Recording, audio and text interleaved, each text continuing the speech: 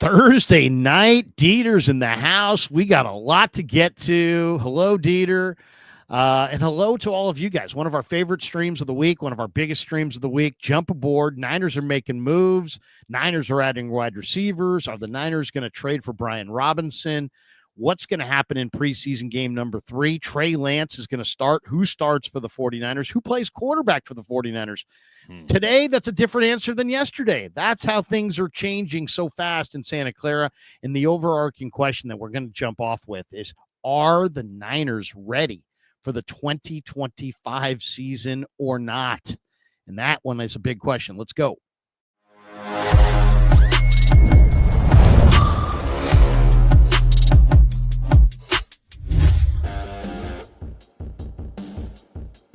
Off and running Thursday night, the Krug Show, brought to you by Pig and a Pickle, the best barbecue in all of Northern California. Check them out. They're in Emeryville. They're in Corte Madera. They're open 7 days a week from 11 a.m. till 8 p.m. or until they run out. And they do run out. So get there early, get some brisket chili. Tell them Krug sent you. We're also brought to you by Claw Daddy Arcades. You see the logo over Dieter's head. They're a great follow on Instagram at Claw_Daddy_Arcades to find a location near you. Whether you stop by, tell them that Krug sent you. They got locations opening at Capitola and Visalia Mall later on this year. And thanks to Sharp Corner, sports cards and collectibles. They've been with us a long time now. 205 Cypress Avenue in Pacific Grove, California, along the Monterey Peninsula. Anthony Catania is a big Niner fan. He's at 831-521-5264. And they're a great follow on the gram at Sharp Corners 831. On the gram, as the kids say. All right, let's jump right to it, actually. And we should tell you, if you're watching on YouTube, do us a favor, smash the like button, hit subscribe, and hit that notification bell. Make sure it's all turned on so that you never miss a show. You never miss Thursday nights with me and Dieter. And remember, once the live stream wraps, you can catch the full replay anywhere you get your podcast, Spotify, Apple Podcasts, wherever your favorite platform is. Just search under The Krug Show, and you'll find us. But we got a lot to get to on a Thursday night. So let's get right to it. And Dieter, you were there at practice this week, and the Niners wrapped up. Today was the final practice of, well, I shouldn't say that because they're going to practice between now and week 1, but the final practice going into the final preseason game, which is the final tune-up because they changed it from 4 to 3 preseason games. And we don't know who's going to play. I would suggest Purdy not play. I don't know if the starters are going to play or not. Seems like it's going to be a lot of the backups. That's usually what this final one has become, but not always. Everybody treats it a little different. It's also the final tune-up for the regular season, and there's a couple weeks in between now, so there's more rest in between if there is an injury. What do you expect to see Saturday night? And I guess the question that you kind of brought up is, are the Niners ready based on what you've seen this summer? Man, I don't expect to see anything interesting on Saturday night, if I'm being honest. It kind of feels like a colossal waste of time because the Niners aren't ready. And it would have been nice if they felt like they were in a better position, at least personnel-wise, to put something out there on Saturday night and maybe get somewhat of a dress rehearsal, a dry run, something like that. But they don't have enough bodies to even reasonably do that. I'm with you. They shouldn't play Purdy. They shouldn't play their ones. And then they can't get a good evaluation on a lot of other guys, particularly these wide receivers, of which anyone could make this team at this point. They can't get a good evaluation because they got bad quarterbacks throwing the ball to them. I mean, they signed a quarterback on Tuesday. They let him practice on Wednesday, and he was so bad, they cut him and brought back Tanner Mordecai. And it's like, this is where this team is at. I understand that there is still time. Like, the game that they're playing against the Seattle Seahawks is not tomorrow, but they have been dicking around for weeks now. And frankly, I understand that they have another practice on Monday, but like, training camp is, for all intents and purposes, over. Monday is somewhat of just sort of a walkthrough before cut day. And they're not ready.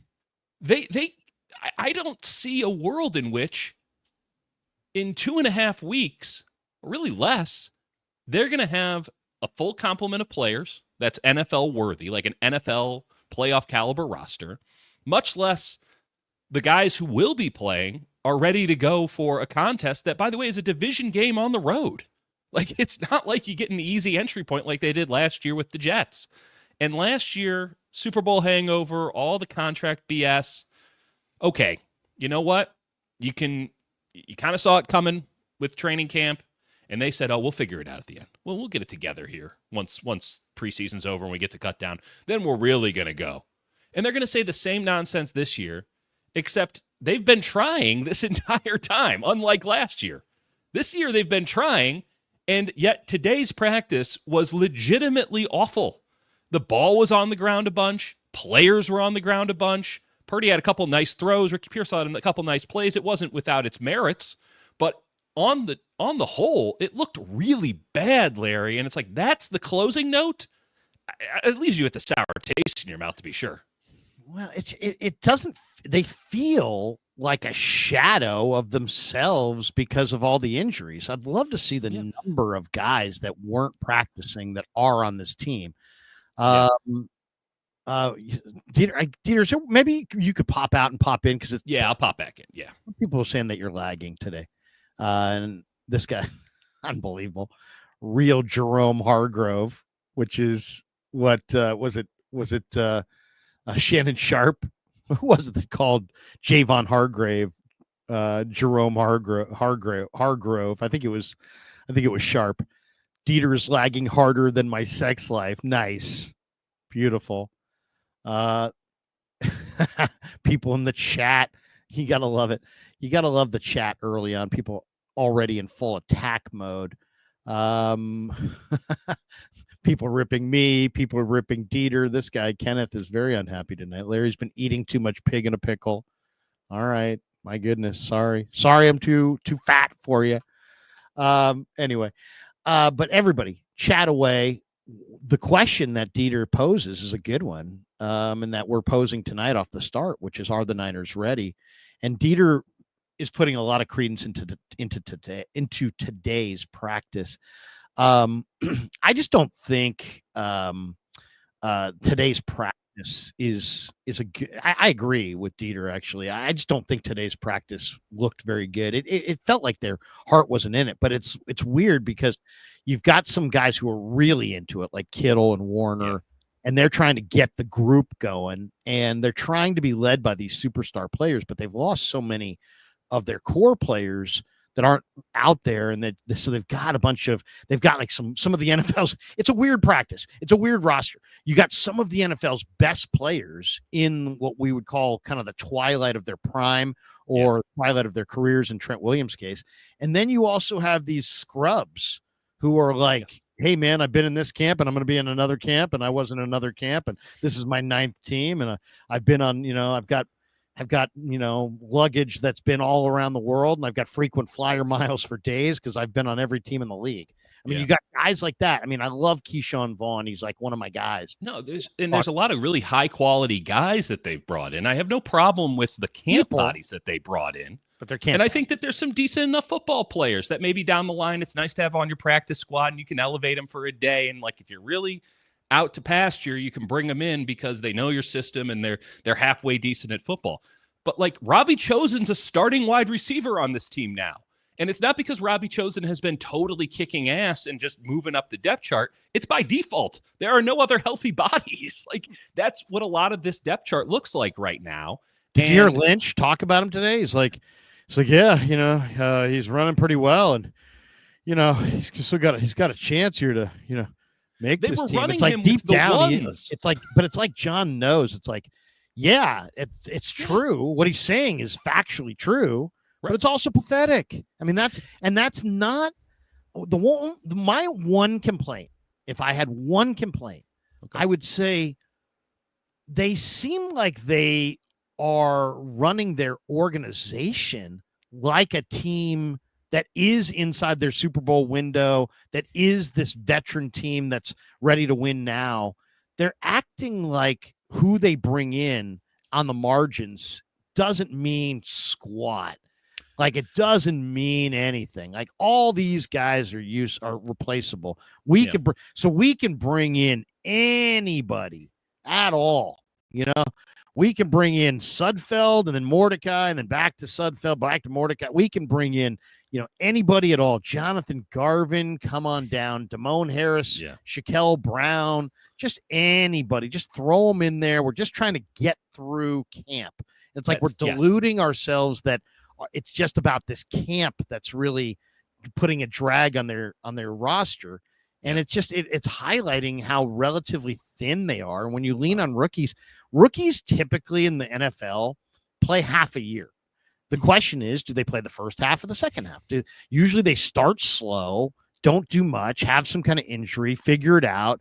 Around Thanksgiving, they get kind of worked in, maybe Halloween, and all of a sudden they have 4 or 5 good games, and it kind of sets them up for their second year in the NFL. Or they have 5 or 6 really good games off the start, and they get worked into the system right away, but then they get hurt and they miss the second half of the year, and then they come back in year 2 having played half the year. I mean, it's like it's very, very, very rare that you get a rookie that did what Dom Pooney did last year, where he basically in the starting lineup all year, pretty consistent. Yeah, he may have faded a little bit after Thanksgiving, but for the most part, he was damn good all year. Yeah. That's rare. That's not the rule. It's the exception.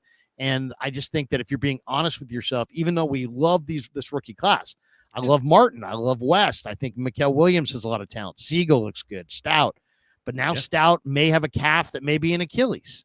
And Siegel's played an awful lot of snaps in the preseason. And Williams has got a hyperextended knee. And West has got a hyperextended knee. And Collins is getting kicked out of the club because he's not playing with good pad level. And Martin's overrunning things because he's just out there flying around playing on energy. And, just so you start to see the Jordan flaws. Watkins is already injured. He probably would have been the starter.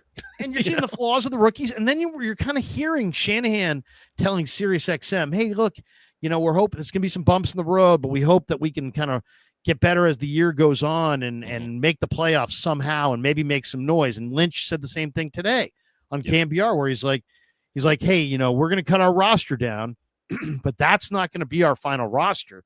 We expect our roster to get better and the team to get better as the year goes on. So, there's a lot of projection here, but there is a core of 5 or 6 of the NFL's best players. So it's John Feliciano, who I talked to this morning, who's not necessarily a rah-rah guy. He's pretty much a realist, but he came out and said that he thinks they got a shot, this year to have a good year because of Christian and Kittle and Ayuk and all these guys eventually are going to be right. And he thinks that they're going to have a good year, get into the playoffs, and make a playoff run, make a Super Bowl run. I don't know if he didn't predict they were going to win it all or anything or get to the Super Bowl, but he thinks they're a playoff team that's going to have a playoff run. What do you think? I don't think that that's unfounded because, again, you mentioned the elite players, but what are the odds those elite players are going to play the entire year, right? And it's going to be hairy with them, right? I think Purdy is awesome. He's awesome, and I think he's going to have a monster year, or at least I think he has the potential to have a monster year. Christian McCaffrey looks awesome. George Kittle looks awesome. Fred Warner is awesome. Trent Williams, I have no questions about. Diamador Lenoir's a hell of a player. Renardo Green's a hell of a player. Ricky Pearsall's a hell of a player. They have really good players on the high end. The problem is they have no middle class. And middle class players, the veterans who are on that $5 million deal, hell, that even $10 million deal these days, those guys really round out a team. Those are the guys that you lean on because, hey, we don't have Christian for a week or two, right? Or, hey, Ricky's a rookie, or effectively a rookie here, and now he's our number 1 wide receiver because we're down D-Rob, and we're down just the list. I don't have time to read off all the wide receivers they're down. Those are the guys you lean on. And I guess D-Rob is that guy, but he's not around for the first 3 weeks. It'd be nice to have more than one. And but this is all by design, Larry. None of this should be a shock. They didn't learn the lesson of last year, the overarching one, which was that having a stars and scrubs roster is problematic because, man, the stars are going to get injured and then you have scrubs. So on the flip side of it, what do? They're like, what if we took out all of our middle class players and went double on the scrubs? What if we doubled down on the scrubs, Larry? Let's go with 18 first or second year players on this roster. if they keep Junior Bergen. Otherwise, it's 17. I guess this is not good roster management. And now you're entirely predicated. It's like the Philadelphia 76ers. I would have gone younger, to be completely honest. honest. If you're going to do it. I mean, like they're two timelining it, and that didn't work for the Warriors. Yeah, I mean, why not lean into it? Why? The one thing that makes the least sense is that, I mean, their young players have been really encouraging to watch this summer. The disappointing part is, like, they probably could have signed. They were at 26th or 27th in undrafted free agent spending. It's like, that's the best reservoir of talent, especially in a deep draft class. Everybody acknowledged it was a deep draft class. Lean into your rebuild. You could have had Willie Lampkin. You could have had several guys. Now you can potentially, I think it's going to be very interesting to watch Monday, Tuesday, Wednesday of this week, because I think Monday you're going to see some last second trades. Tuesday, you're going to see a bunch of guys hit the market. Wednesday, you're going to see all kinds of roster movement around the league. And by Thursday, you've got, practice squads. But I mean, it's the 49ers in the old thinking used to be like, hey, look, we can just put a passing glance at, the rest of the league, because, if they can't make the Browns, they can't make the Niners. Oh, we're that deep. But you know what? That's an old, outdated theory, and it's also position by position. There's depth. Every team's got a position they're super deep at and a position they're super thin at. And so this roster tap dance is vitally important, that they do a canvassing of the league, a correct canvassing of the league, and find some guys. And if they do this well, there are guys out there to be found and to be had at wide receiver, at running back, at linebacker, at almost every position except for offensive line and corner and quarterback. You're going to find some players out there that you really like, that you may have had a really high grade on. But my thing is like, every time they had an injury this summer, instead of going, hey, you know what? What's the one guy that isn't signed that we really like? It's like, who do we know? We know Jeff Wilson. Who do we know? We know Keyshawn Vaughn. Who do we know? We know Robbie Chosen. He's been with us before. Who do we know? We know Malik Turner. And to me, I don't want to say it's lazy personnel evaluation, because that's a little too simplistic. It's not that they're being lazy as much. It's that they think that they don't need to take a look at this young group of players that are out there. And I would say you got to keep evaluating personnel and keep looking for players, because you can find them in any corner of the world. I mean, there are totally such. Brent Jones was a great player. I think we would all acknowledge that. He was not drafted by the 49ers. Yep. He was drafted by the Steelers. He just found his way to the Niners. It happens every year. Raheem Mostert was not drafted. So you're right. Do at least do your due diligence right now and find players that you think have upside, and take a couple of chances and put it on your coaching staff to coach it up. Because just going with 7 stars, your draft picks, and then just trying to fill in with just stopgap, going nowhere, middling, what I would call street free agents on their 7th team. Yeah. I don't think that's the way to go. I don't think it's a good way to build a culture, because those guys tell you, WTF when you're losing a few games and you say, do this, do that. They're like, hey, that's not the way we did it in Jacksonville. That's not what Belichick told me 5 years ago, and he's got blah, blah, blah. You want the rookie at that point who's just going to say, yes, we'll do it your way. That's how you build a culture. So I want to see him invest in younger players. No more Devondre Campbells. No more middling, crappy veterans who were, cut 3 places. I want to see them go younger and try to unearth some gems. Is that asking too much? Well, kind of at this juncture. Like, if we were having this conversation in April, I'm with you. But the reason that they keep grabbing guys that they know is because we're on August 21st and they have a football game that they have to play in 2 weeks, and they don't have time to grab some new guy and teach him all the things that he should have been learning since the end of July in training camp or at OTAs and minicamp. Like, there's a lot of install that's happened theoretically during this training camp that those guys would just be showing up and not getting. And so if you want to put some young guys on your practice squad, more power to you because you got weeks to work them into a spot where you can play them. I don't want Jeff Wilson. I don't want Keyshawn Vaughn. Give me Frank Gore Jr., who's got all kinds of talent and he's showing it. I mean, yes, is he an electric? Is he a Hall of Famer like Pops? No, he's not. But guess what? Frank Gore Jr. is not a premier guy, but neither are Jeff Wilson and Keyshawn. But at this age, those guys know the system. Those guys know what Kyle Shanahan wants them to do. That matters at this juncture. If we're talking about late July, early August, bring in some guys who have never worked with these guys. That's fine. You still have time to integrate them, and at a position like running back, it's probably a little bit easier than it is at other spots. But like, the reason that they keep going back to the well with some of these guys is because those guys understand the language that they speak. They don't need a translator, and they don't have time to be holding the hand of someone who might be number 52 or 53 on the roster so that they can get up to snuff. And especially if that's the tiebreaker, like that's a big tiebreaker on, I don't have to teach this guy everything we've been doing since April, since May, since the end of July, so that they can be useful for us. I'm not saying it was the right way to go about it. What I'm saying is at this point, the train's already moving. Mike Tomlin says that when a rookie misses training camp, it's like them trying to catch up to a speeding train halfway through the season.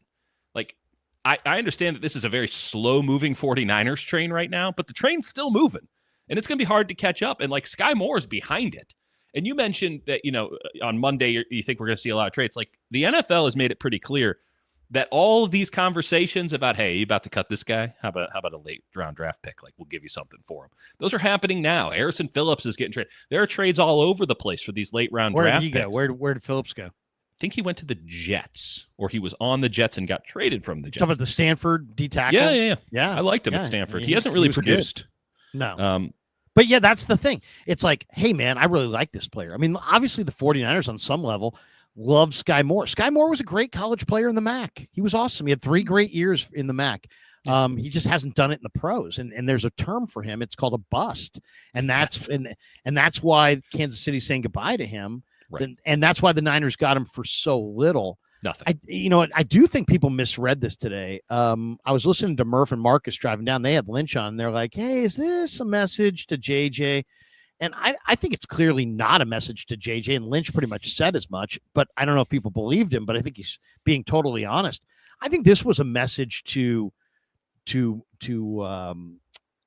rookie 7th round pick, Junior Bergen. I think it was like, hey, Junior, thanks, but no thanks. I mean, he's not because the one thing Lynch emphasized this morning to Murph and Marcus is they really liked Sky Moore's ability to be a dual return threat, meaning kick return, punt return. Where if I watched Bergen, he was great as a punt returner, or at least had potential and quickness as a punt returner, but not a lot of speed. No, but nothing as a kick returner, and he's nothing from scrimmage. Yeah. So.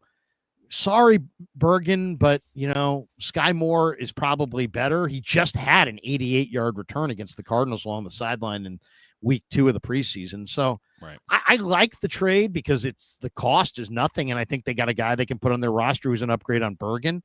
But that's not the wide receiver help that they need, and they do need, I think, some wide receiver help. Well, without question, you're running, again, Robbie Chosen with the ones, and behind Is he even the worst of them?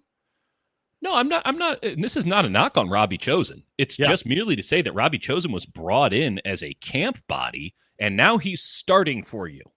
Right. Which is not a knock on Robbie Chosen. It's merely a statement on what the hell is going on if Robbie Chosen is starting for you. Have you ever seen anything like this? I mean, Ayuk's down with the knee. Jennings is down with the calf contract. Cowing's down with the hamstring. Watkins is down with a knee. He's got a high ankle sprain. Didn't know about. Right, high ankle sprain discovered 24 hours later. DeMarcus has got a suspension looming. Tariq Owens is an NFL. Gage has got an MCL sprain. Bergen's not NFL. Turner's not NFL. Hodgins got a hamstring. I mean, they're leaning on just guys. I mean, Isaiah Hodgins, just a guy, and totally. And Gage is a little bit better than that. but not much. Not Not much. much. I thought they were going to have to keep both of them. Take a chance at some young guys. Yes, but again, somebody who's got some talent. I mean, coach them up. I mean, I get it if it's your free safety, strong safety, your middle backer. There are certain positions, but like running back, instinctive position, the perimeter receivers and corners. I mean, I'm going for better guys if better guys are out there. I think you owe it to the rest of the team to see if you can find, another Jawan Jennings. To me, you got to keep going, not just quit on it. Because what happens if you only go for the guys you have plus retread guys that as soon as you get to a certain point, you've got a team full of retread guys that who are old, and then you can't win ever. Then you're like the Patriots the last couple of years. You're just really bad. So, unless they want to be bad, and really bad might actually get regime change. So that, I don't think they got to win the Super Bowl, but I think they got to go 9-8. I agree with that. I don't think that they could be so bad because they have that top end talent. I don't think they could be so bad as to bring about regime change. But I've been making this. It's not really a joke. It gives me too much credit. But I've been saying this since February, which is there's two ways this thing's going to go. One, they're going to come out of the gates swinging, and they're going to make me look like an asshole, and that's fine. More power to them. They get to play the games. I just get to comment on them. And all of this bad football that they've been playing, all of this depth stuff just proves to be moot because the 7 great players that they have are so great, they transcend any logic whatsoever. And this team comes out of the gates roaring, and then they start getting healthier. And now they were bad today. I'll give you that. Today was a horrible day. Probably the worst day this summer. It wasn't that much different than most days. They've been sleepy most days. I'll give them that. Like maybe but today they were outright bad. It was a bad, and like guys were falling down. There was 5 plays in a row at the end of practice where somebody was on the ground. How many times did Garendo put it on the ground today? How many? Brock's throwing a straight up hospital ball to Pearsall. It was brutal. Tariq Owens had the drop of all drops. It was incredible to see firsthand. He's not NFL. No, but the fact that he's still around, like you bring in Tariq Owens because, well, your dad's TO, you grew up in the neighborhood, you got. It's the wrong nepotism. Go get Gore's kid now. But like, you can't even do the nepotism that right. You have Tariq Owens and you keep him around, and that he never has to do anything, and you can just run him with the 3s and the 4s, and then you cut him unceremoniously and just say thanks. We'll see you next year because no one else is going to put you on your practice squad. And this is just a passing of the torch that we do every year. You show up, you hang out with us for a month. We pretend as if you could make the team, and then we cut you without a second thought. And this year, they're like, damn, do we have to keep Tariq Owens? He's not good. Come on. And they're not going to. But, like, the fact is, like, they might only have 5 wide receivers by the time we get to cut down day. But that's what I'm saying. Go find. There's gonna be a bunch of wide receivers cut. Go get some. Come on. I've looked at the list. There are gonna be some good receivers out there for sure. I don't disagree with you on that, and I don't think that they're in any position to be picky, but they do have to put together a football team, at least an offense that understands the offensive concepts at hand. And what they don't want to do, Dieter, they don't want to spend anything on a contract or trade too much draft capital. So it's all going to be about, can they get somebody either free or for a day 3 pick? Yeah, and that's why I threw out Romeo Doubs to you, and you're like, no way. But you know what? As we've gotten closer to this deadline, Romeo Doubs probably isn't going anywhere because he's hurt, and they have a bunch of other hurt receivers, so they probably aren't going to trade him anyway. But the talk of him being moved was like, hey, they're going to get a 5th or something. They're going to get a 6th. It wasn't like, they're going to get high picks. It was like they're going to just get some nominal charge back or price in return. Right. They're just going to dump his contract. Yeah. So, a guy like that's probably available. But even the beyond San Francisco 49ers, probably not. Probably not. Oh, let's just say this. If everybody else is offering a 4th, the Niners have to offer a 3rd. Yeah, if not a 2nd. The Packers, the last thing that they want to do is give the 49ers somebody that can help them. and Romeo Dobbs right. going to unquestionably help them. Like, but the Chiefs just did, theoretically. But they're in a different also, conference. So, like, if they're like thinking to themselves, man, if you think that Sky Moore is going to be the difference if we somehow meet in the Super Bowl, more power to you. You know, this is a 49er team that traded Charles Haley to the Dallas Cowboys. Well, Charles Haley whipped his dick out and pissed all over the GM's desk and said, I got to go, and used to masturbate in meetings. So, you know, I'm not – he kind of wore out his welcome. It doesn't – the way he rushed the passer, they should have said, you know what, this guy's just – he loves love, and we'll keep him around. They should have made him – He was an incredible football player. He was awesome. That you don't trade Hall of Fame defensive ends. Well, if they're incredible assholes, he was he was in the Hall of Fame of assholes too, and they just time ran its course there. LT didn't get traded. Who's that? LT, Mr. I bought cocaine on television. He didn't get traded. Yeah. No, he didn't. But he never whipped out his dick in team meetings and just started stroking it, and he didn't piss on the desk of the GM while the GM was sitting at the desk. You don't understand, though. Haley commanded double teams. I mean, when you command double team of security men to get him out of the building. Yes, and Jimmy Johnson probably had no problem with that. He probably complimented him on the shaft, and they all moved forward. I love Jimmy. Jimmy's like, hey, I asked the people that knew him, I said, is he a smart guy or is he a dumb guy? And they're saying he says really, really smart guy. And he's like, well, I can reason with a smart guy. And it's like, yeah, you know, this guy, Charles, was, you know, absolutely an awesome pass rusher. When they brought Charles back, what was it? Carmen Policy regrets it to this minute. Yes. Well, it's easy to say that. It changed NFL history, Dieter. Niners probably would have had 2 more rings. That's a bit extreme. Because he also would have won in 92 for sure. I'll give you that. He is absolutely the difference in that game. But when they brought him back, I was reading Steve Young's biography, which, by the way, Steve is an incredible man and a great dude, and nothing bad to say about Steve, save for the fact that his biography is like how I overcame my struggles in life to become one of the great quarterbacks of all time. And every single story in it is about how, like, he has been blessed by God in some ridiculous way. Like, every story is just like, and then things worked out for me. But he tells the story of when they were trying to bring back Charles Haley for the playoffs that one year with Mooch, and they get together a team meeting, and Steve, who is, you know, kind of a goody two shoes, right? Not a drinker, you know, very, very strong in his faith, drinks milk, all that stuff.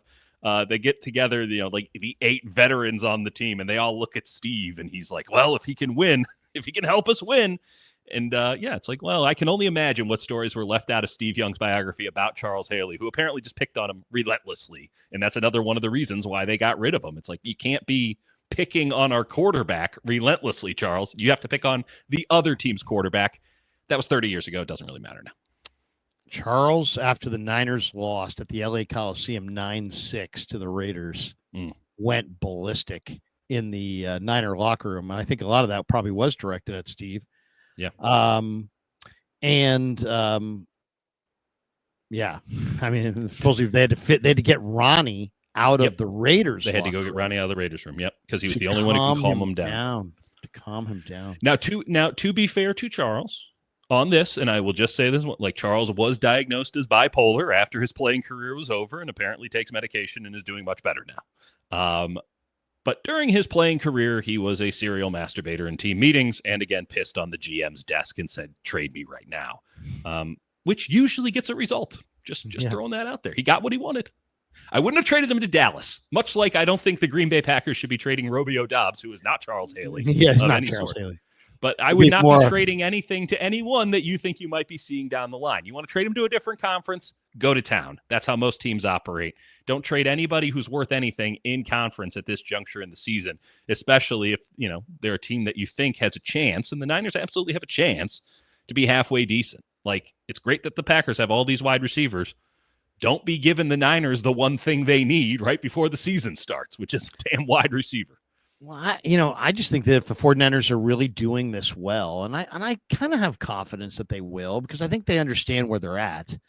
No question. They're going to canvass the league. I mean, they know that there are guys like me out there asking these questions. They have plenty of time, plenty of manpower, plenty of resources to go research all this stuff. It's happening right now, Larry. This is all the conversations that are happening right now. Teams are shopping guys they're about to cut.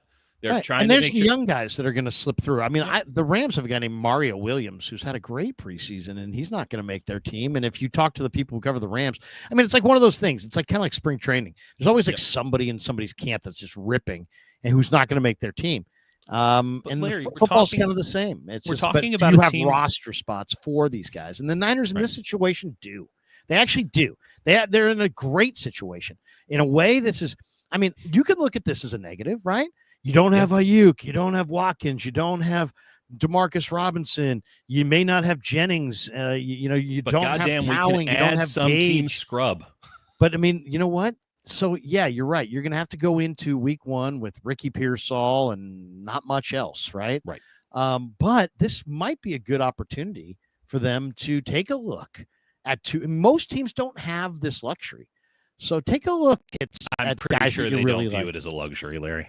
No, but I mean, I heard Lynch say it today, and he's totally right. I mean, it's an opportunity. You have an opportunity to take a look at some other guys, and if you do take a look at some other guys, odds are you're going to find somebody. I mean that, and probably, and there, believe me, there's going to be good players cut. So it's not like it's not. And there will be good players available via trade because there's and I would say I could see the 49ers making draft pick trades. I could also see them trading Yatir Gross-Matos for a player. Yatir Gross-Matos, they save $7.8 million on the cap if they trade him. Mm-hmm. They have a bunch of guys at his position. They're UFL guys, but they're probably as good as he is. And there might be somebody out there that wants a Yatir Gross-Matos and has a piece that you want. So I think running back, receiver wise, I think they're going to be looking. What do you think of Brian Robinson? They are listed as one of the teams that's interested in the Commanders. Brian Robinson, from what I understand, he's not coming back to the Commanders. He'll either be released or he'll be traded. Miami, they say, is the front runner, but Houston wants him. Dallas wants him. The Niners want him. This is another one. It's in conference, but we saw these teams make a trade with Deebo Samuel. We know Peters and Lynch are close. The question is I think the Niners absolutely should prioritize, no matter what, they should prioritize having a better RB2, because I kind of look at Guerendo as a gadget guy. Right. And I don't see him as an RB2. And the other RB2s are rookies who are hurt. So I like the idea of the Niners, whether it be Brian Robinson or not. I want to see the Niners. It doesn't have to be Frank Gore. Elijah Mitchell's going to get cut by Kansas City, according to some people I've talked to. They need to go find themselves an RB2 because they got to have another back besides McCaffrey, or you can just, chalk up the year because McCaffrey just won't last. Correct. And they're heading straight towards another 450 touch season I mean, the way that it's looking, because you can't throw it to wide receivers other than number one. And there's only so many targets you can get to George Kittle during a game. So you're not going to just use McCaffrey as your bell cow running back, meaning that he never comes off the damn field, but you're also going to be using him as a very frequent pass catcher. Especially too, when you consider, again, with wide receivers, you have guys for the first couple of weeks that won't be able to get any separation whatsoever against man, against zone. I mean, Sky Moore is not the answer to the problems here. Sky Moore. Yeah. I'm sure Patrick Mahomes packed his bag for him after watching all of his snaps for the last 3 years yesterday. I'm like, Patrick Mahomes might legitimately hate this person. And Patrick Mahomes seems like a pretty nice dude, but he might hate Sky Moore after all of these perfect footballs that he has thrown directly into Sky Moore's hands have been dropped. It was jarring. It was a jarring hour of my life that I will never get back, watching all of those snaps one after the other. When the Kansas City Chiefs say, you know what, we can't do anything for you, a team that employed Kadarius Toney, when they say we can't help you, you have no purpose here, anywhere but here, that's a pretty good tell. And again, you can't say that the Niners did a bad job because he is a human being who has played in the NFL and theoretically has talent, though it never manifested, I don't know, with Patrick Mahomes as his quarterback. Maybe this is it. Maybe this is the offense that unlocks him. I mean, Andy Reid and Patrick Mahomes seemed like a pretty good duo, but maybe Kyle Shanahan and Brock Purdy are what he really needed to tap into that potential. Like, he's not the answer. And It's just a different level. I mean, he was really good at in college at Western Michigan. He had 16 touchdowns over 3 seasons. He's the guy he got was drafted in the very second round good out of Western Michigan as a small receiver with not elite numbers in terms of combine. He's got big hands, and he had a pretty decent 40. He had very good production. He just hasn't. You get to that next level, and it's like there's guys that produce in college that just don't produce in the NFL. I don't see a special trait. I think at 5'10", 195, he probably couldn't get off the line of scrimmage. He probably just got mugged at the line of scrimmage. Oh, it was brutal. Wasn't strong enough. And he doesn't have. Not a burner. He's not fast enough. He's not fast enough to get any. Can't get anyone rocking one way or another with his steps. He does that extra BS at the line, the TikTok move, trying to get some sort of head jerk or something. I was stunned. I'm watching him, and I'm like, wow, this guy really can't separate against man. And I go, well, there's a lot of guys like that in the league. Deebo Samuel couldn't separate against man. He was a pretty damn good receiver for a long time. And then you watch him against zone, and you're like, how is he worse against zone? How is this possible? The dude gets less separation running through zone defenses. And the only times that he ever seemed to be open was when Mahomes made a play 13 seconds long and they forgot he existed down the field. Or they thought he was on their team because he wore 24, and that's just not a receiver's number. And they forgot what jerseys they were wearing that day. They thought he was a cornerback. Looking at him stand in line today, by the way, at practice, you're like, oh boy.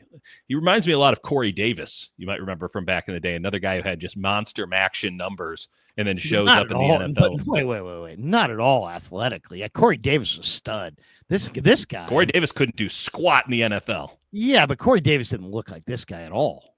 Well, they don't look at all like this guy. Corey Davis wasn't very tall either. No, this guy's short. This guy looks like kind of like Brock Purdy. I mean, when you stand, he's thick legs, short guy. He doesn't look like he was a swaggerless football player over there. You're like, he doesn't look like Corey Davis was like 6'2" and like 195, and he wasn't good or anything, but he was great. No. Yeah, you're great, right? He was great in the MAC. I mean, some guys are good in college, but you got to have special traits to win in the NFL. Totally. And if you're not strong, you got to be. You got to win with something. You got to win with something. You got to win with speed. You got to win with strength. You got to win with quickness. And if you don't and he's not explosive in or out of the breaks, I'm totally with you on that. He's not. His 40's good, but not great. He's basically at this point, the only reason the Niners like him is that he's a better return guy than Bergen. Yeah, and he's a guy who can return kicks and punts. And they're just like, hey, he's just a back end of the roster guy. But he's not the answer at wide receiver. Now, Barrow says that he anticipates they're going to make other moves at wide receiver. I'll throw you some of the names that are out there. Know where we're going. And you tell me what you think. Okay, this is what's out there. Have it. Free agency wise. Ooh. Amari Cooper. He's not playing this year. Gabe Davis. Gabe Davis would have been signed already if he was somebody that you could put on an NFL roster. Yeah, it's funny. I asked Feliciano about Gabe Davis, and he said that he doesn't think he's ready. So maybe he's physically not right. Kadarius Toney's got some kind of legal entanglement, and he's crazy, so he can't be. But he's probably one of the best players out there, receiver wise. Then there's the trade of the big name guys. Terry McLaurin. Niners aren't going to spend that kind of money. Tyreek Hill. Not happening. His cap number next year is $56 million. So it would be a 1-year deal. You'd be cutting him at the end of the year anyway. You probably want to cut him at the end of the year because last year's decline was precipitous and bad. It was impressive how much he fell off. And the end comes for every receiver. And some guys hold it off longer than others, and some guys are able to age gracefully. Tyreek Hill was probably never going to be one of those guys, and the evidence is in. I would argue from last year that the fall off is happening, and he's going to be out way quicker than you thought he would be. Okay, so that is the free agents and the unrealistic guys. Okay, yeah. Now let's talk about what the target really is, which are the guys that are good, but just not quite good enough on a particular team, and they may be caught up in a numbers game. I'm going to throw you a bunch of names. You tell me if any of these guys intrigue you. The Jets, Allen Lazard. Somewhat, yeah. I mean, not because Allen Lazard is in any way intriguing, but because I think Allen Lazard can give you snaps and will block. The Jets, Malachi Corley. No. No. They have been shopping him around since July. They don't want him anymore. Robert Saleh, a lot of people coming over from the Jets. He's a bust. He never had it. Those Debo comparisons that he got at Western Kentucky were laughable then, and they're even more laughable now. Yeah, he doesn't have the power or the tackle breaking of Debo, and he still has the same kind of speed and lack of route running. So, Correct. you know, it's like, other than that, he's great. Other than that, he's great. Though I agree with you. I'd be interested if he was cut, but I'm not interested in the trade. Yes, and I not don't mind having him on a practice squad just because if you got to cut with him 6 weeks in on a practice squad, okay, no problem, no harm, no foul. But needing him, no. I'm not interested in Lazard either. Now let's go to Houston. Christian Kirk. Sure, yeah. I don't think Christian Kirk particularly works well in an offense that's going to have either two running backs, fullback and running back, or two tight ends on the field. I think that he needs to almost exclusively be off ball in the slot these days. He used to be able to play some X. I don't think that's the case anymore. He needs that separation. That's just not really going to be there for him because the Niners want to move Pearsall around. If Jennings ever comes back, they need him there.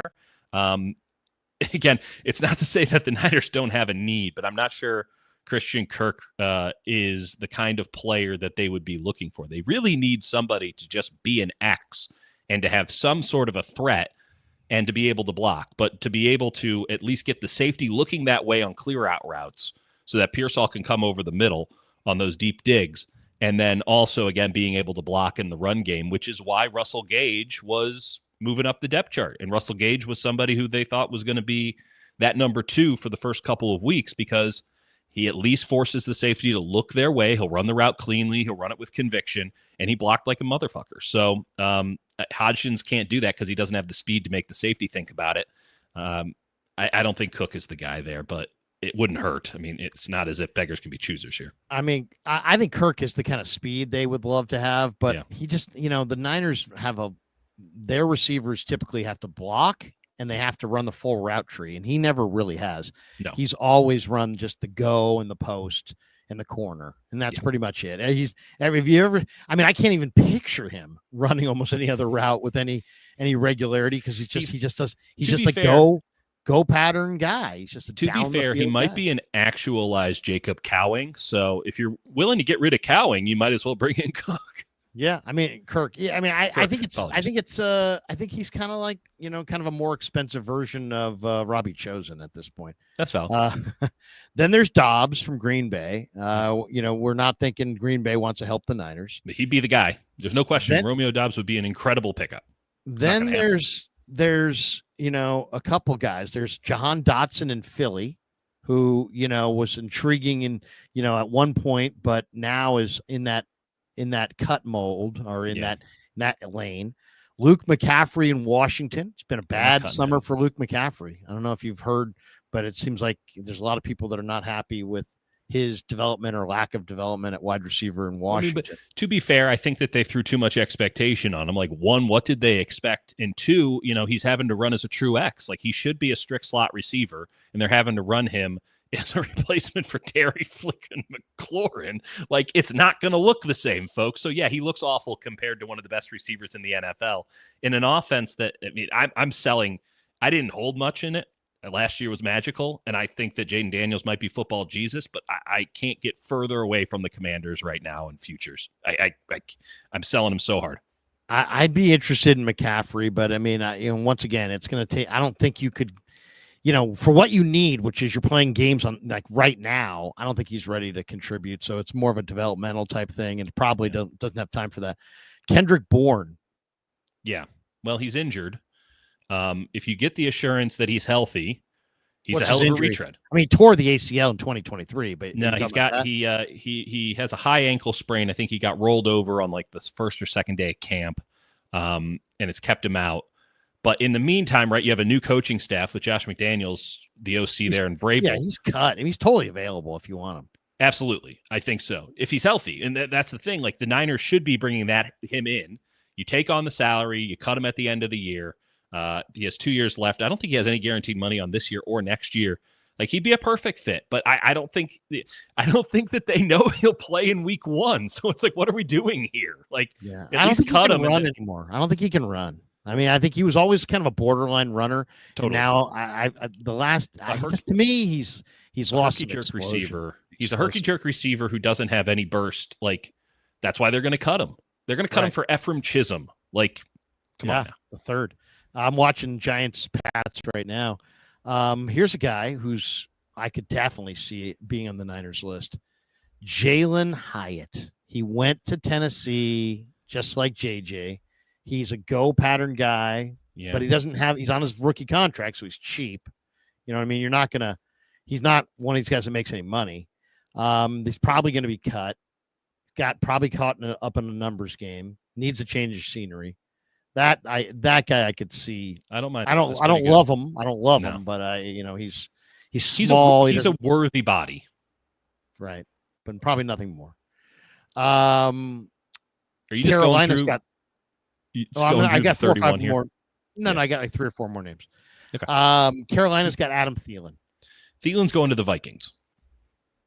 Okay. Oh, I think he's too old anyway. Well, the Vikings don't care. They need wide receivers too. They're Raiders have Jacoby Myers. They're not going to trade Jacoby Myers. He's their number 1 receiver, and they don't have a number 2. I know, but they are going nowhere, and they need a quarterback. They don't think they're going nowhere. I know, but they are going nowhere. They're awful. I mean, they made the Niners look really, really good. I think they're going to get like 3 games into the season. They're going to realize, oh man, we're not very good, and they're going to be like, you know what? Let's try for Arch. I think there's going to be a big Arch push. I think they could be among the team. They should be interested. Don't let the film nerds find out that you're talking this way about Geno Smith. Like, don't let them find out. That is interesting. Geno going to Oakland or going to Vegas. We'll see if it all works out with Chip Kelly. All right, here's a couple more names. Calvin Ridley from Tennessee. He's not going anywhere. He's the number 1 receiver for a rookie quarterback. They've been targeting him nonstop. I understand that the Titans aren't going to be winning, but they need someone to have Cam Ward throw the ball to. By the way, if you're looking for some fantasy advice, Calvin Ridley is just free money. He's free money because last year he was pretty damn good second half of the year with Will Levis as his quarterback. What's he going to be with Cam Ward as his quarterback? They already have a chemistry. There's no way they're moving on from him. Take Calvin Ridley in your fantasy drafts, but you're going to have to give up like a 2nd round pick to get him. And they're not. I don't even think Tennessee would take the call. How about Indianapolis? They're definitely in the sweepstakes for Arch. What do you think of Alec Pierce from the Colts? Great, one of the great deep ball catchers in the league. Can really stretch the field. That would be a hell of a pickup. But again, that's something that we could talk about at Halloween. Like Indy is going to pretend like they're going to win this year. They're starting Daniel Jones. 3 weeks in, they'll start Anthony Richardson. And then 4 weeks after that, they'll find some scrub on the street and he'll start. And then they'll be like, oh, man, we should probably trade some of these guys. Like, I love Josh Downs. I love Michael Pittman. I think they're both really good players. I think that Alec Pierce has a really valuable skill set, but the team doesn't have a competent. Look, if you had a good quarterback on the Colts, they might be a borderline playoff team, even in a tough AFC. The fact is you have 2 incompetent quarterbacks running the show, and you might end up with, Riley Leonard, who's their 3rd? You might end up with him starting. With a bad mustache. Well, and that we know is a prerequisite for failure. Like, I hate saying this because I like a lot of people who work for the Colts, but like everyone's getting fired. I think that they're going to hold on to their guys beforehand so that they don't expedite their firing. Couple last ones: Laviska Shenault or KJ Hamler from Buffalo, or Curtis Samuel from Buffalo. They're saying Curtis Samuel's a name that gets bandied about a lot. I'm not sure why Buffalo would give him up. They do have a role for him in the offense. KJ Hamler. Shenault's a good return guy. I mean, he busted a 97-yarder last year against the Niners, and he's big and kind of bulky. He could be like a Debo. Scrimmage. He's awful from scrimmage. He has no purpose on scrimmage. No one's figured it out yet. Like, he's been on 3 different teams. No one's figured out how to make him viable from scrimmage. Maybe Kyle's the answer. I doubt it. KJ Hamler's just not very good. He just doesn't have it anymore. I think he's lost his speed too. Yeah, he blew out his knee, and it's been 2 years, and he still hasn't found it yet. Like, it's a shitty break for him, but like I think it's done. I think I think he's a camp body for the rest of his career. Jake Moody missed 2 field goals today. Well, can I throw 2 names at you? I'm surprised. Oh, go ahead. Yeah. We can switch. I thought you wanted to switch topics. No. But no. I was you just have curious. A receiver, go ahead. What receiver? I like some rookie receivers. Elijah Badger from Kansas City. I really like. I don't think they're cutting him. Sky Moore might have been traded to the Niners to create room for Elijah Badger. And I really like Mario Williams from the Rams. I don't think he's going to make the Rams, and I really liked him at USC. Then he went to Tulane.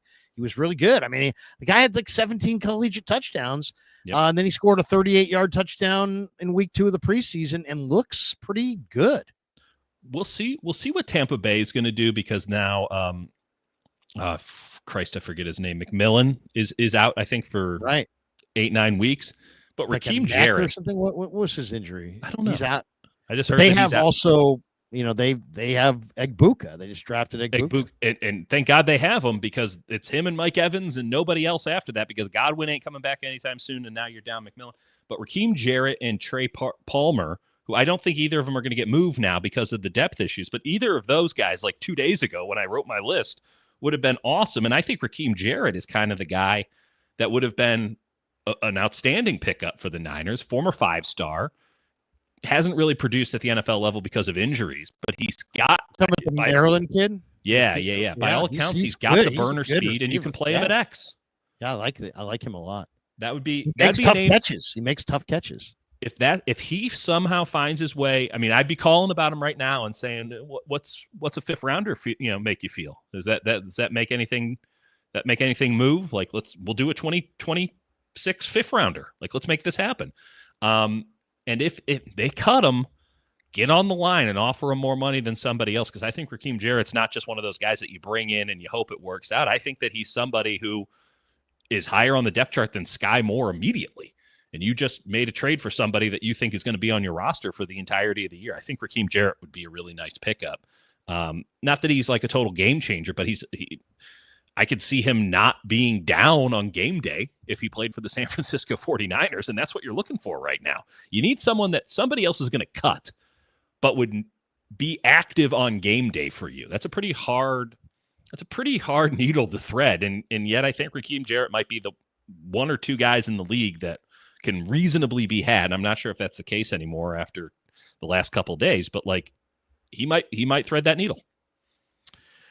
All I would say is, take I mean, to me, it's like you take a shot on some younger players. What do you think you found in Brock Purdy? If you knew Brock Purdy was Brock Purdy before Brock Purdy, before he became Brock Purdy, you would be better off. Yeah. And if there's somebody out there that you really like, I mean, the Niners have not been very good at the top of the draft, but guess what? The Niners have been awesome on day 3 of the draft, and the Niners have been incredible after the draft. Yeah. So I kind of think that they ought to take their scouting eye for a test drive at the deadline here and see if they love somebody. And if they do, pull the trigger. One interesting cut today that I got to throw out. I asked Brant Boyer a question. I want to play his answer. I felt like his answer was pretty good. I asked him about Saran Neal, because to me, Saran Neal has just been totally nothing. What does he summer. I mean, he doesn't do anything from scrimmage that I can tell. Correct. But they're playing him as the 2nd string cornerback now, which does not seem ideal. Right. It's almost like they're trying to justify his place on the roster. Let's see if I can get this up. Brant, what makes Saran Neal such a good special teamer? It seems like he was brought here to do that role, and it's hard to see if he's running with 1s or 2s. What makes him a good special teamer? Well, that's a really good question. I mean, I've played against him almost, because he was in our division the whole time, and we couldn't block him. And I think, his overall mindset, and it's kind of the mindset that we're trying to get here, is that he knows what butters his bread, so to speak, right? And he knows that special teams has been his ticket and for his career, plus a little defense here and there, and he's doing a really nice job, and he's learning the things that we're teaching him, so it's a little adjustment for him, but I think he's a Pro Bowl caliber guy, in the regular season, and I've had, a Pro Bowl gunner that had some really big problems with him, couldn't get away from him when he was blocking our gunners and stuff like that on the other side. He's so big and he's long and he's fast and strong. And he's been a leader so far in our room. So it's been good to get him here and happy to have him on our side for sure instead of competing against him. When I hear that, the first thing I think is Siran Neal was handpicked by Brant Boyer. Yes, he was. And we knew that already, to be fair. We could suspect it, but if we didn't know it, now we know. Yeah, that sounds like he's not getting cut, Larry. I feel pretty confident saying Siran Neal made the roster. He's not getting cut. And I'll say this. I mean, for the people who, if you want to know who's covering this team and following it, there'll be a lot of roster cutdowns. And I guarantee you, Siran Neal is not going to be on there for a lot of people because they're only looking at offense and defense and they don't hear much. But I mean, you just heard the special teams coach describe him as like a force on special teams and a guy who maybe is going to the Pro Bowl. So that sounds very much like Boyer handpicked him. Well, and it's interesting because I've been waiting to see that, right? I'm the kind of sicko who's out there, and I'm not going to besmirch the reputation of anybody else here who's like, oh, special teams period. Let's ramp it down. Let's go take a smoke break or something. But I'm out there and I'm charting who's on kickoffs and I'm charting who's on punt returns because if I'm the San Francisco 49ers this year, I need to be good at those things because these hidden yardages are probably going to be the difference between making the playoffs and not certainly if things keep heading this way, but even beforehand, even in an optimal world, they were probably going to have to win a game with special teams. And I'm not just talking about the kicker. I'm talking about all the micro stuff that no one ever thinks about, the stuff that you speed through when you're rewatching the game, your bathroom break plays.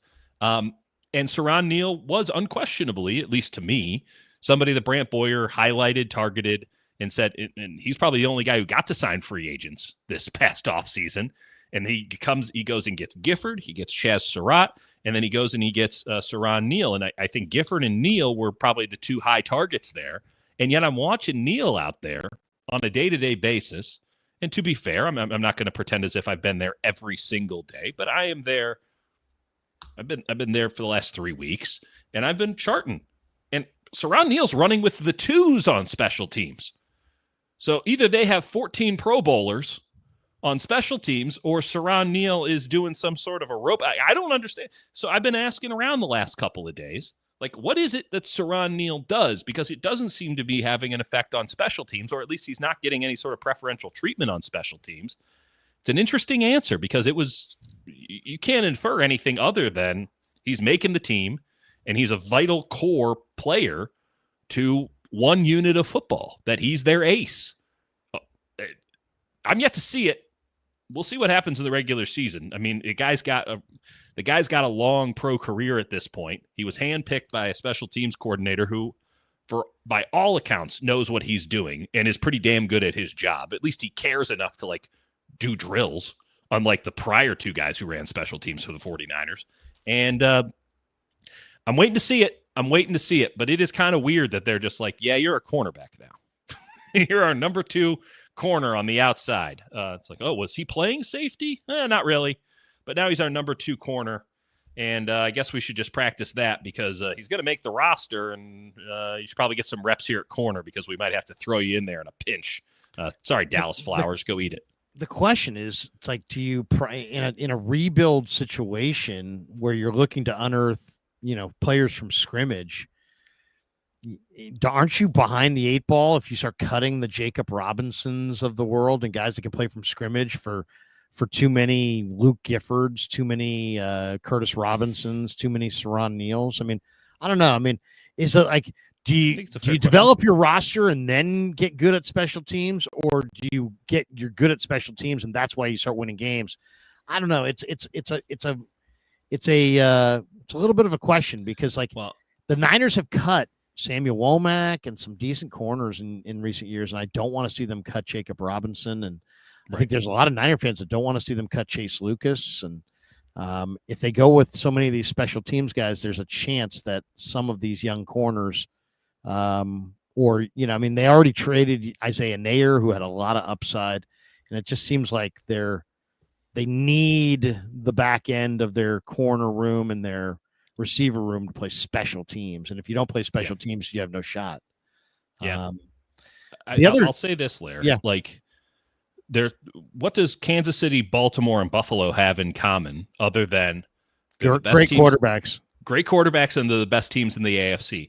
But I would argue that those three teams also have elite special teams, and they value it, and they practice it hard, and they have guys out there who make their living on special teams. Dave Taub is probably the best special teams coach going. John Harbaugh's a former special teams coordinator. And then Buffalo, every year they're awesome. And there's always going to be some crappy teams that are good at special teams. But I think if you're trying to compete and win the Super Bowl, you really do need to have at least competent special teams. And the Niners almost got away with it a couple times there. So I have no problem with them placing a value on it. And if it costs them one roster spot that might not have been allotted to them before, that's fine by me, frankly. Would I use it on Siran Neal? Probably not. I don't think you can do Siran Neal and Junior Bergen. I don't think you can have it all over here, Brant. No, and I don't think they will. Yeah, but it is interesting. No. Yeah. It is interesting. I asked that I thought was pretty good today. I got Trent to talk about Bryce Huff, not Aubrey Huff, Bryce Huff. I know. But you know, I always like to ask guys about the guys they go against because they tend to know them on like a level that's really pretty interesting. Here's Trent Williams, who's maybe the best tackle of his era, talking about why Bryce Huff is hard to block. Trent, I don't know if you had any reps against Huff, but he's given Pleasance and Burford a ton of problems this summer. Talk about the challenge of blocking a guy that low and that, you know, he's a difficult block, I would imagine. Yeah, he's definitely a difficult block. And believe it or not, it has nothing to do with his low center of gravity. He's just a very, very, a really, really good pass rusher using his hands, has a really, really good get off the ball, which puts pressure on the guy he's facing, and it makes you make mistakes. And he's so fast and so athletic, he can capitalize on it. He can bend the edge with the best of them. And yeah, he's really strong. You know, you wouldn't think a guy that stature would have raw strength, but he does. He plays his tail off. I got a lot of respect for him. Glad he's on our team. Yeah. The one thing that was really apparent looking at, some of these young defensive ends the Niners have had the last couple of years is that, like, you look at a guy who had a lot of success here and Samson Ebukam, or Ebukam, yeah. And then the guy who really didn't have success was Drake Jackson. And the difference in their upper bodies was like night and day. Ebukam was like an Adonis, just freaking shoulders, ridiculous physique.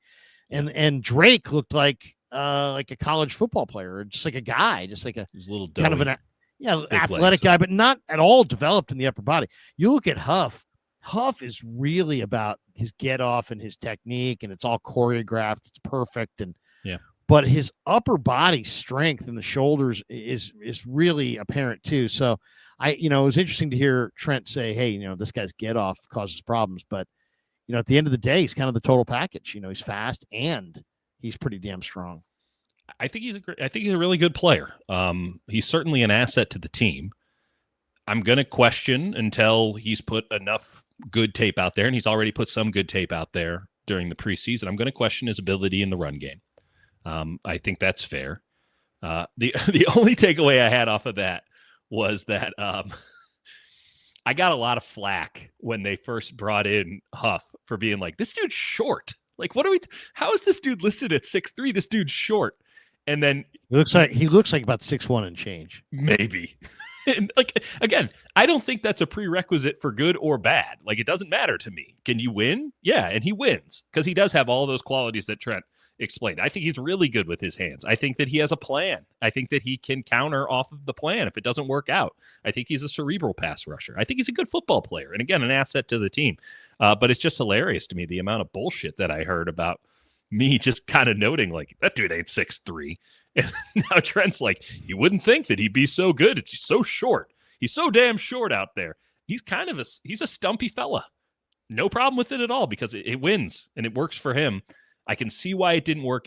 When you see him in person, you understand why Vic Fangio thought that maybe he could be stand-up outside 3-4 linebacker, right? Because he looks like that. He looks like a Sam body linebacker. type that should be able to drop and cover, but he just doesn't have any backwards ability. But he Some guys can't do it. Can't go backward at all. He is absolutely a strict pass rusher, very reminiscent of like a Hassan Reddick with obviously the Eagles. We all remember what he did. I got no problem with it. I think it's a win. I think they're going to need more than just him opposite Nick Bosa. That's for sure. Sam Ekwonu is going to have a big role in this team. I don't know if Yetur Gross-Matos is even a person anymore. I don't know what state he's currently in. There's a lot of questions there if he'll even be on the team come Tuesday. But they're going to, I mean, they're certainly going to need Mykel Williams, but he provides, defensive line should be a lot like a bullpen. You got to be able to throw every different kind out there. You got to have a bunch of funks out there. And, when we think about the Giants bullpen early this year and why they were so successful, it was because they had every dude was throwing from a different arm angle with different kinds of junk, and you could just never really pin them down. By the time you got a read on one, here comes another dude with something completely different. And I think, offensive linemen need to be like starting pitchers. Like, you're only as good as your fifth starter in a rotation. You can't be figuring that out. It doesn't matter how good your ace is if you have a crappy fourth and a fifth. That's a new theory I'm working on. We're still workshopping. But, I think Huff is got a cool kind of junk that he can throw up there. And that's a real asset if you're rotating dudes in the bullpen that is the defensive line. Lynch was on KMBR this morning, and he said something kind of interesting. He was asked about Juwan Jennings. Yeah. And their stance on Juwan Jennings is just so interesting, I think, because on one hand, they just can't compliment him enough. Oh, that's our guy. We just love this guy. He's a great football player. He is a winning football player, to be sure. Yeah, we love this guy. JJ's our guy. Oh, we love JJ. They love him. They love him. They love him. They love him. They love him. They love him. We're not going to pay him, though. They're not going to pay him.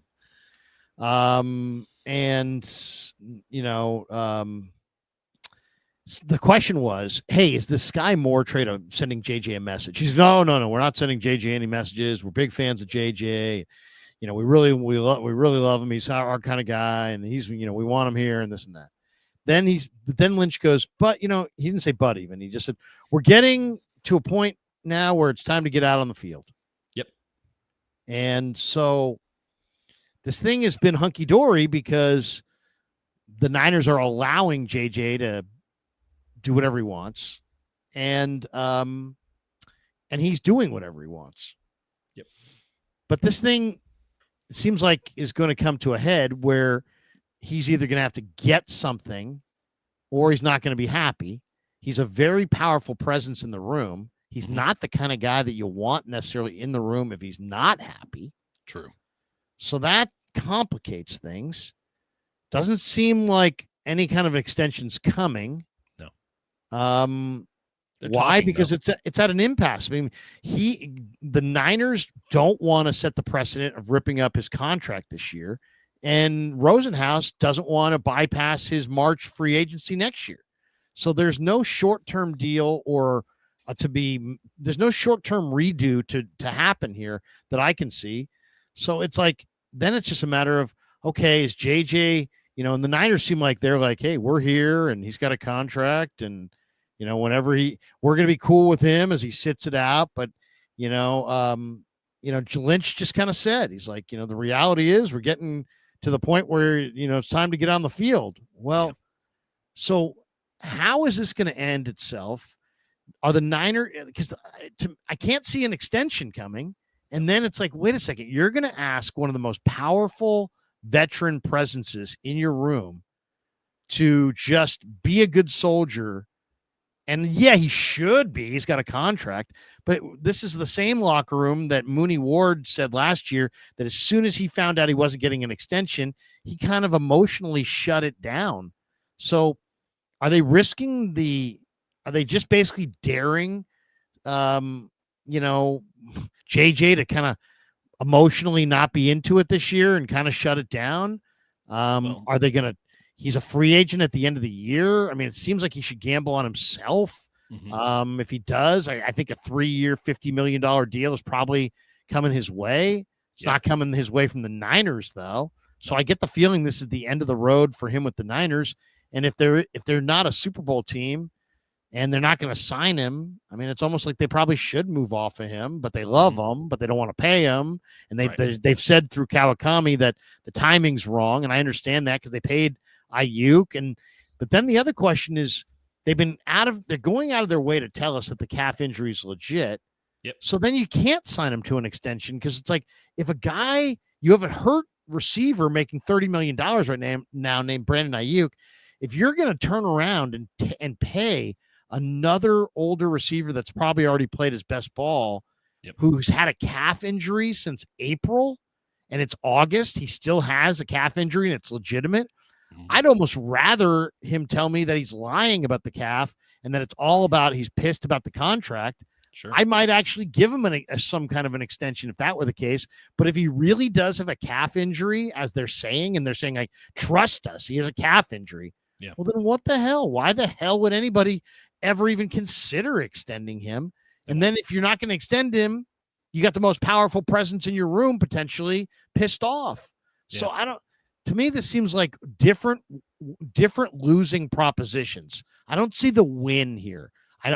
Extending him's not a win. Telling him to go fly a kite's not a win. Having him unhappy in your locker room's not a win. Paying him's not a win. It's like the only win seems like potentially a trade, but he's not going to fetch anything really. So that's not really a win. I don't see a winning scenario here other than he comes back, plays on his contract, and just is a total pro, doesn't let up at all, and is the same unbelievable, junkyard dog kind of player that he's always been. And he just plays his ass off and has a career year trying to get paid next year. But that's pie in the sky, wishful thinking, man. That's not going to happen. Give me your read on this? No, I think I agree with everything you said. That's a rarity, but I do. And I'll say this. So what's the end game here? How does this conclude where anybody wins? Or is this just going to be a loss for everybody? Mutually assured destruction. They're just hoping that everybody understands that everyone's taking a bit of an L here, and in that we'll all be pros and we'll get through this thing, because it is best for everybody that Jauan Jennings plays football at a high level and as early as possible. But Jauan Jennings, the calf injury is real. Everyone I've talked to, it's like, oh yeah, he actually has the calf injury. And Kyle all the more reason not to extend him, though, isn't it? Oh no, the Niners will not extend him. They've talked about it in a way where it's like, hey, is there a way that we can do a deal that looks like we're giving him more money, but not really? Like, they've done that. Right. And Rosenhaus is smart enough to be like, no. And so it's like, we don't have anything to talk about. If we wanted to extend you, we would have extended you in April, right? Like, we would have dealt with this in March. They didn't. So they didn't. And here we are. And it's on Rosenhaus and Jennings to be like, what the hell? They brought this up in July? Like, no, you should have brought this up way back in the day. Now, the calf injury is real. I'm not sure if he'd be playing with or without the calf injury, but he has the calf injury. And Kyle mentioned this, and I've been this is my line of thinking on the Jennings situation. It's been since it all went down. The injury is real, but the injury is not going to be treated lightly, because there's no incentive for Jauan Jennings fiscally to rush back to the field, right? Because the money that he wants is not coming from the San Francisco 49ers. It's coming from another team. So there will be a point where he will have to play, right? Because at some point, this calf will heal itself, in theory. And in that, he has to go out there and ball so that some other team is like, we want to give you a bunch of money to come play receiver for us. So at some point, that will happen. But can you pause for just 1 second on that? I get that, but even if the Niners promised him, hey man, you go out and have a great season and we'll take care of you. Look at the dynamic behind this thing this year.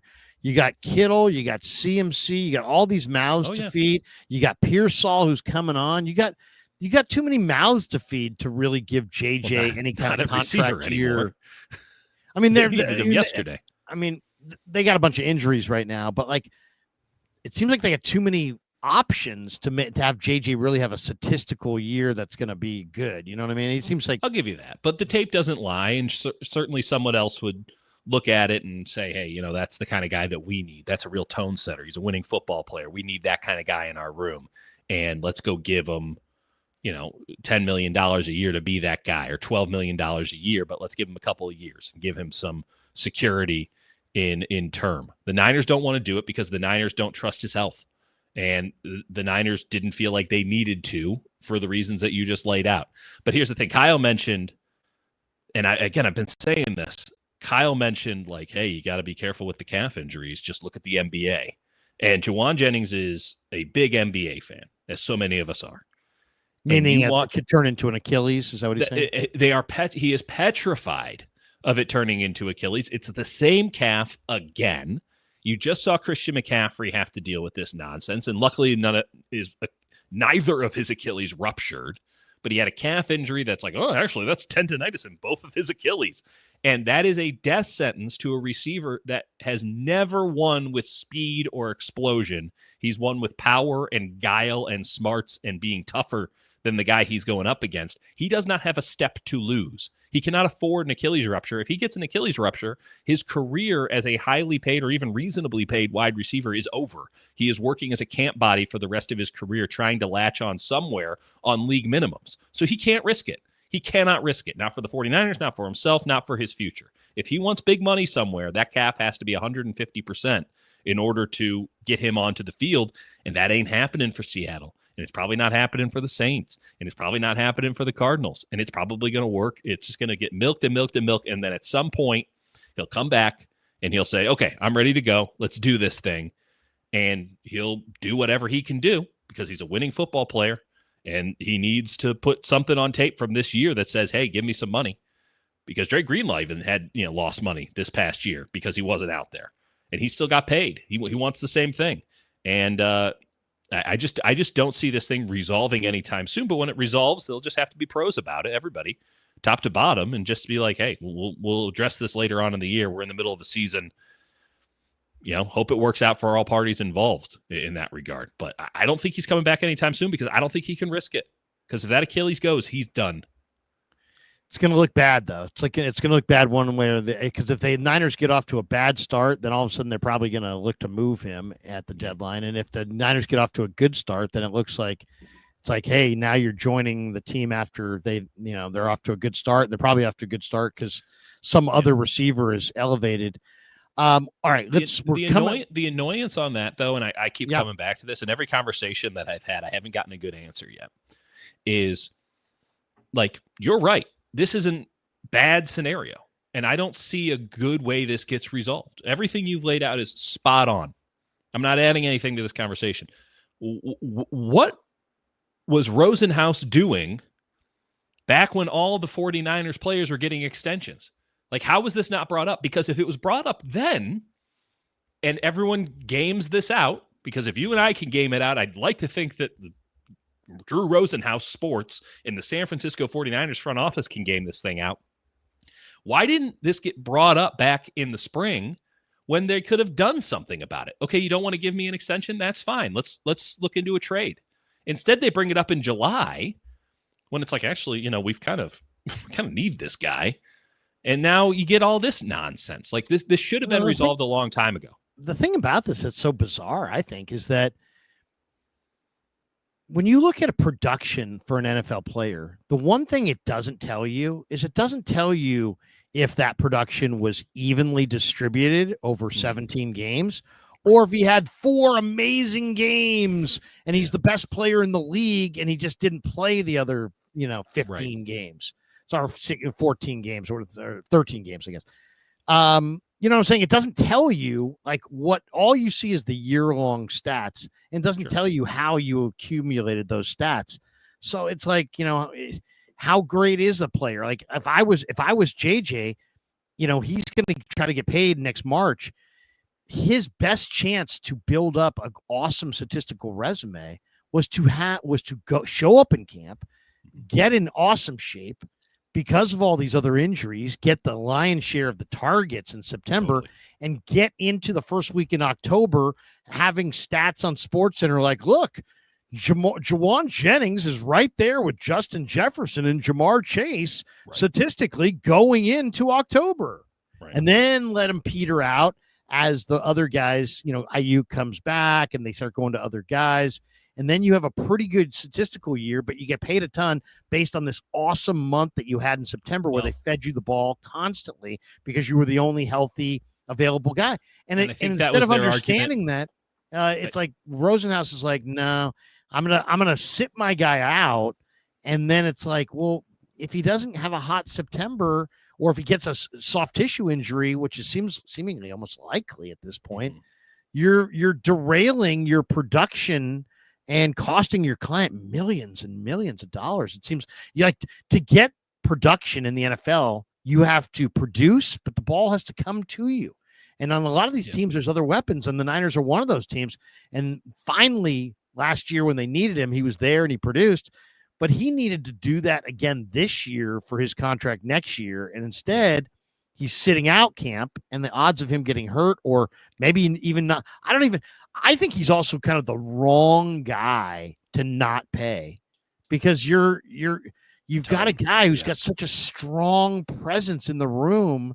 And if you don't pay him, he's going to be less than thrilled. And that's going to be a strong, maybe negative presence in the room. Yeah, I hope he's a pro, but I can't guarantee it. He just got a new contract 14 months ago. The Niners are like, shit, we're not, anytime you have a good year and you outperform your contract, we're not going to tear up a multi-year deal. Like, we gave you a very aggressive contract based on his production. Gave him a solid middle-class NFL contract last year. I remember when he signed the deal and he bounded into camp. He was the happiest man alive. And then he has a really good year. Didn't get 1,000 yards, but he has a really good year. He's the only viable option for the 49ers in the pass game. And that's when you cash in. I mean, I've been lucky enough to get a couple raises in my life, and I've been even luckier to have bosses that are like, this is the time to ask. Like, numbers are good. Like, this is the time to press your leverage. But if you miss your window to press your leverage and you wait until just before the season starts, and it's like, no, there's a lot of moving parts here. We had a plan. If you wanted to be part of that plan, you should have mentioned something back then. We have no interest in paying you more than we have to. We just signed you to a contract. If you're disgruntled, bring it up when we're dealing with all of the moving parts. And instead, you're like, let's just deal with it now. And it's a hot mess. And maybe it does end with him getting traded. They also are probably just betting that he's enough of a pro that he'll keep it together. And we'll see how that bet pans out. Do you anticipate the Niners making some trades at the cut down? Because, if we go through the list, by the way, Chase Sr.'s got a video out right now and saying that the Niners are shopping Jair Brown and that he's available for a trade. I mean, yeah. Do you believe that? I mean, do you think they're going to make do you think they're going to make some trades? I mean, there's a lot of talk that they're going to, the theory is that, hey, Steve Wilkes loves him. He's coaching with the Jets. Maybe trade Jair to Steve Wilkes with the Jets for, some kind of draft pick in 2026. What do you think? I think that the rest of the league knows that the Niners are probably going to cut Jair Brown, whether it be on Tuesday or whenever Malik Mustafa comes back. And they're probably not too keen to give up a draft pick for a guy who was ass last year and who the Niners seem to have no interest in playing, and are and to their credit, are trying to find roles for him, right? He's getting some reps with the ones. He's certainly playing with the twos. They're putting him in on kind of ace special teams roles and seeing if he can handle it in practice. They're trying to find something that Jair Brown can do for them. The problem is that there's some pretty damning tape on Jair Brown over the last year plus, and he's just not very good anymore. And I don't know what the hell happened, but he's just not very good anymore. You can blame Nick Sorensen all you want, but Nick Sorensen ain't here, and he's looking a lot like the guy who played for Nick Sorensen with Robert Saleh as the defensive coordinator. So I'd be kind of surprised if they cut him on Tuesday. I'd be surprised if anyone gives up anything for him in any capacity. But it wouldn't shock me at all if we're sometime in October and Malik Mustafa's coming back, and it's like, well, you're keeping 4 safeties, and that, thank goodness, the 4 safeties are healthy. Someone's got to go, and the first guy out the door is going to be Jair Brown. He's looking for a new team halfway through the season. Did you see in the Pittsburgh Carolina game, Derek Harmon got carted off? I didn't. That's a bad break for Derek Harmon. Derek Harmon carted off in tears. That's never good. I would venture to say it was not a good injury for him. And I while we can bemoan the 49ers state of things, because it is an impressively catastrophic injury list for this team right now, I do want to remind everybody that, like, they're not the only team that has injuries. Maybe not to this extent. Maybe they don't feel as severe for other teams as they do for the 49ers. I'm not saying the Niners situation is good. What I am saying is that every other team in the NFL deals with injuries too. They're not the only team. And you need to be better insulated when you're building your team for injuries, because they are inevitable. Whether you have the best training squad or the worst training squad, you're playing professional combat sports. Guys are going to get injured. And the Niners just had not effectively braced themselves to mitigate injuries, much less at the level they're currently happening at. So I just don't buy injuries as an excuse for this team having a shitty training camp. Like, yeah, I get it. Have a better roster, because injuries are going to happen to everybody. And, you'd think the Niners would have learned by now, like, man, we seem to have an awful lot of injuries every year. Maybe we should do something about that. And if we can't fix the injury problem, maybe we just have more dudes that are NFL players. But they didn't seem to want to do that this year, did they? Well, I mean, I think you got to be really circumspect anytime you start trading 3 for 1, 4 for 1. You're putting a lot of emphasis in your ability to hit. And when you go 4 for 1, I mean, the Warriors kind of did it. When you put all your assets into one asset and then that asset craps out, it hurts that much more. I mean, the 49ers would have had, probably an offensive tackle or 2, or, probably a couple more players if they hadn't made the Trey Lance trade. They went all in on Trent. They got a good deal, but they went all in on McCaffrey. You can only do those a couple times, and they have to pay off. And you can't. And they spent an absurd amount of money on Hargrave. It didn't work out. They've missed. Yes, they've had a good draft this year and last year, but the Cam Latu in the 3rd round, Jair Brown in the 3rd round, Jake Moody in the 3rd round, Dante Pettis in the 2nd round. All these things start to catch up with you. Nick Martin outside of Trey Lance, the Trey Lance trade. Yeah. All right, let's hit a couple quick ones here on the roster before we call it quits. Let's do it. If it came down to Robbie Chosen, the Niners are going to go with some vertical speed. Mm-hmm. If it came down to Cowing or Chosen, who would you vote for?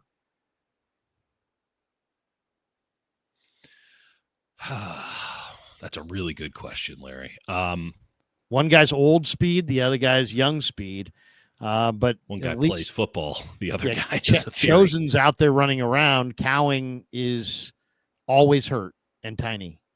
So what I would do is galaxy brain it. This is unquestionably the wrong answer, but this is what I would do.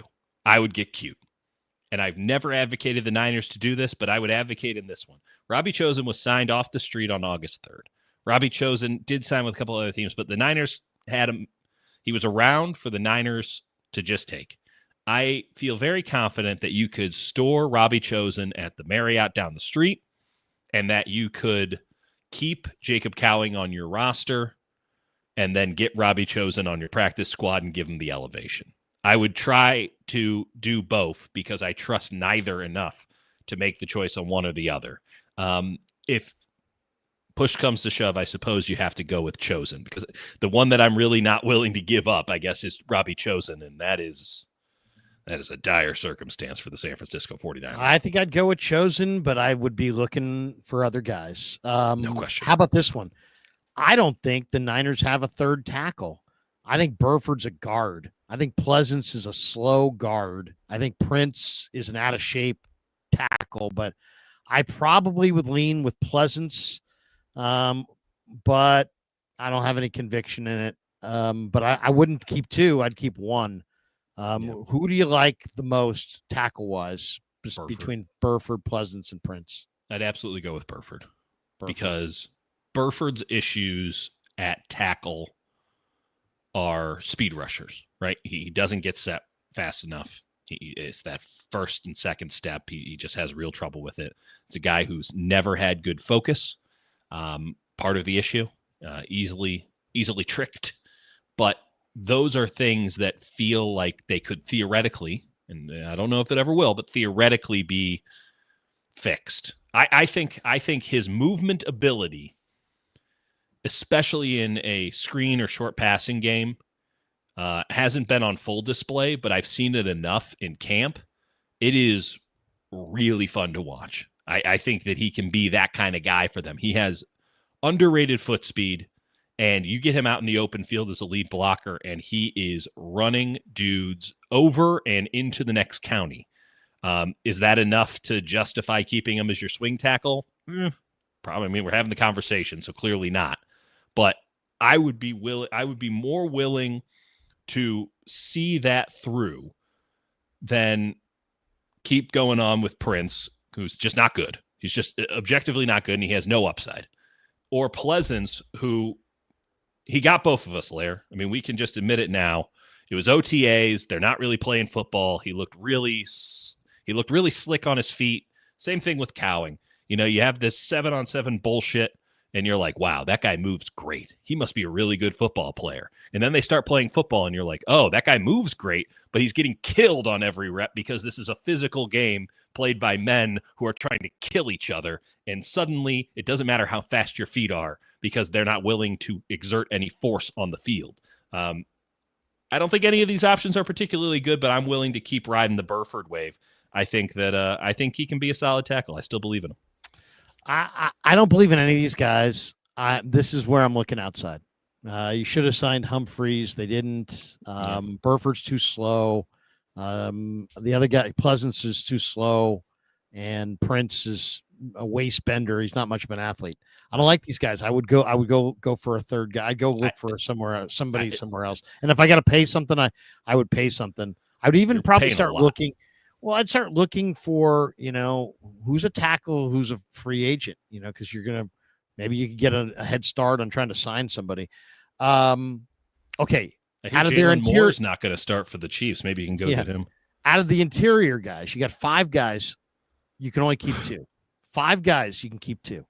Zakelj, and God, I can't listen to people calling him Zakelj. It's a silent J. Zakelj.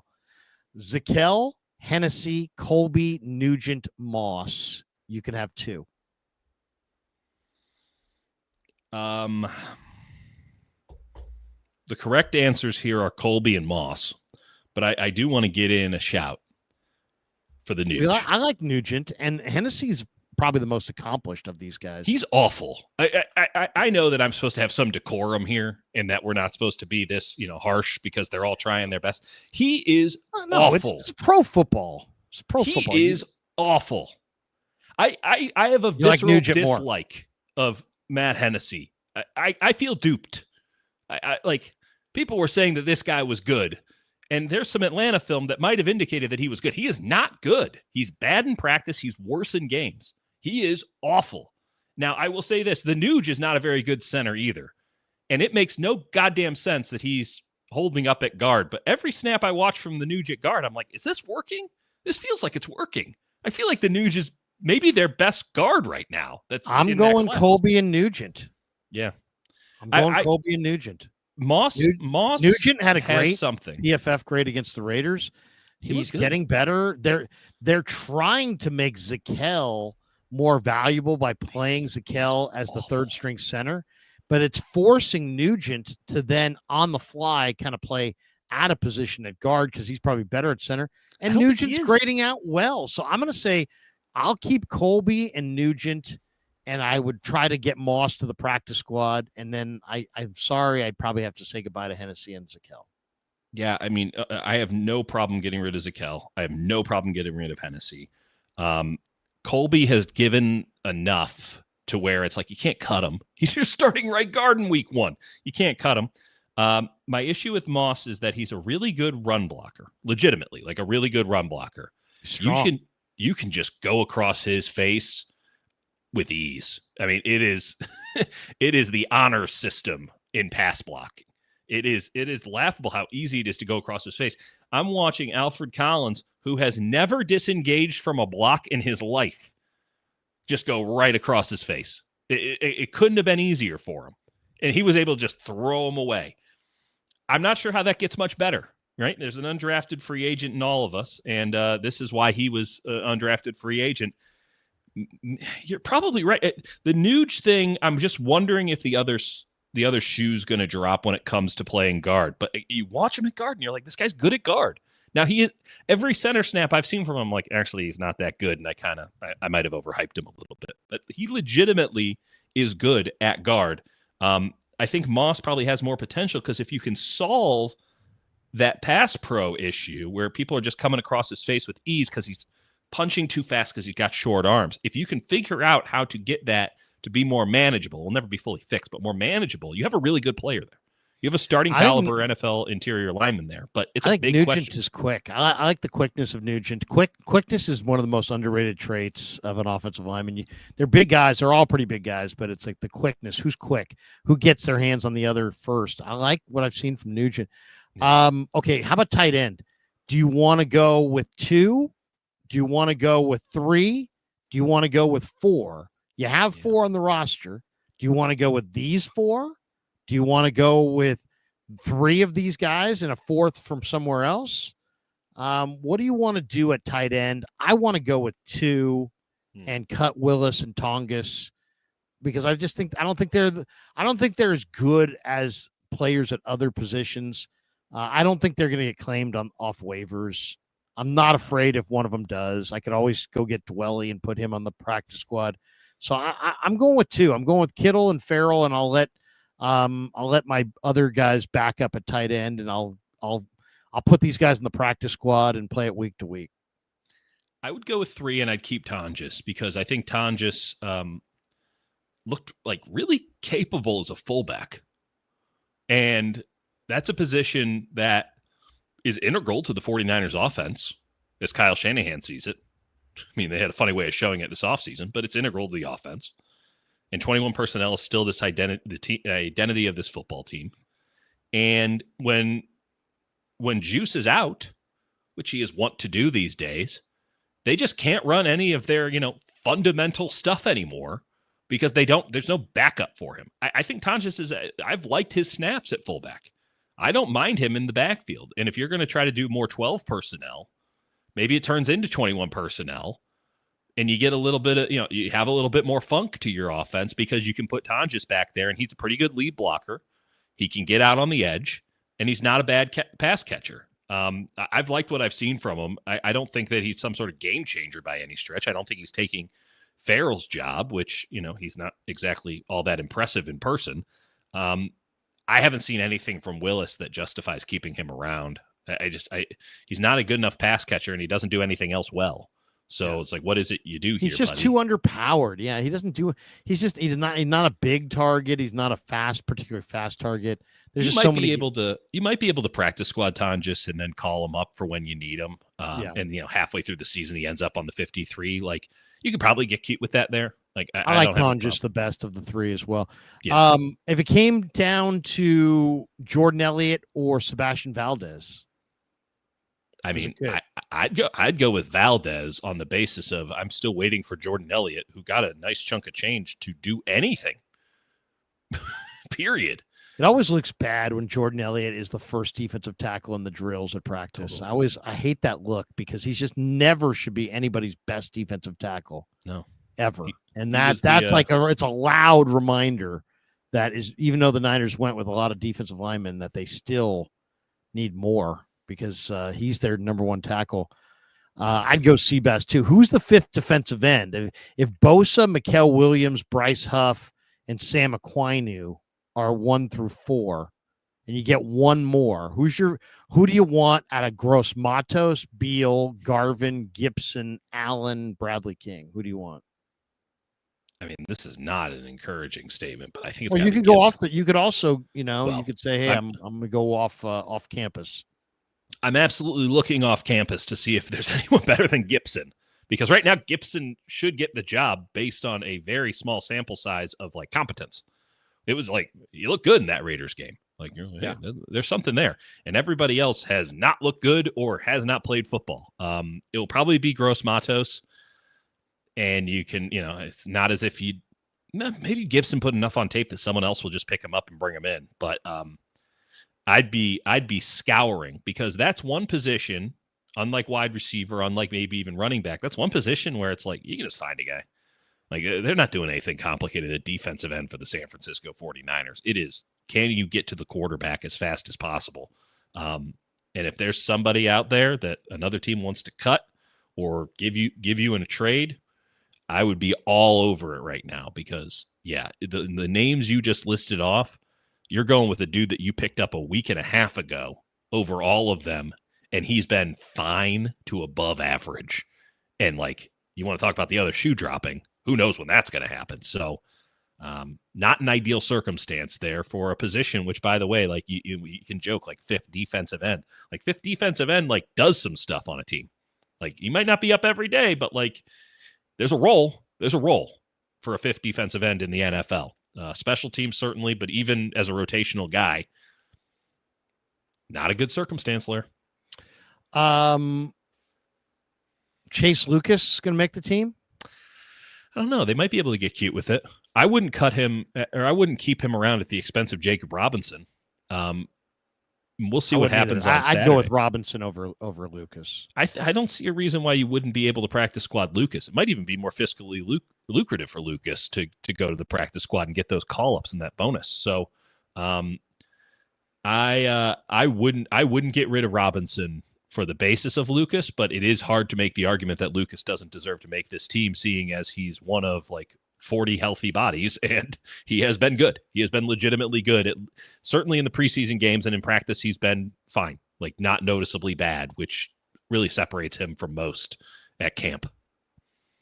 Do we already hit the Moody thing or not really? No, we didn't. I interjected you with Raheem Jarrett talk. Okay, so what do you think on this one? Lynch said this morning, he's like, there's a lot of people that say that it wasn't really much of a competition. And I disagree. I think it was a great competition. And all I would say, and I would have said if I had been talking to him there, is how can you say it was a competition when the guy who had the better numbers in the competition, it's not like we're talking about poetry. It's like if you say, it was a good poem, and I say this poem over here was better. It's like it's subjective. But when it's good, when it's about does a ball go through uprights? Yeah, that's not subjective. And so, if this was a competition and it was a real competition, wouldn't the guy who made the higher percentage of the kicks win the competition? Instead, there was a lot of feeling in the springtime that it wasn't a legitimate competition, that it was going to be just another guy to hold Jake Moody's hand, and that the Niners really, because of their investment in the draft choice, really weren't going to have a real competition. And they pushed back. No, it's a real competition. But then they ended it prematurely when the guy who lost it theoretically won it. So, and now Lynch is saying, hey, it was a real competition. It was a good competition. I don't know. I have a hard time with that one. Where are you on, was that a real competition? And what's your level of confidence? And what do you think their level of confidence is in Jake Moody? Because it's like everybody's like has one theory after the game or one stance. But like, if you go back and watch the game, when he missed from 53, all of a sudden, the color analyst, Tim Ryan, was like, he's got to make these kicks. Yeah. It's like, so it's like we can analyze shit to death, but it's real basic. If you make kicks, you're the kicker. And if you make a lot of kicks, you're the kicker for a long time. And if you miss kicks, It doesn't matter what your contract states or who's in the camp. Other guys who can kick will start to appear. Yeah. And then eventually you will be gone and they will be sticking around. So it's real basic. Make kicks and you're the kicker, miss kicks and you're not the kicker. How much confidence do you have in Jake? How much confidence do they have in Jake, do you think? I think that I was probably the most bullish of anybody on Jake Moody.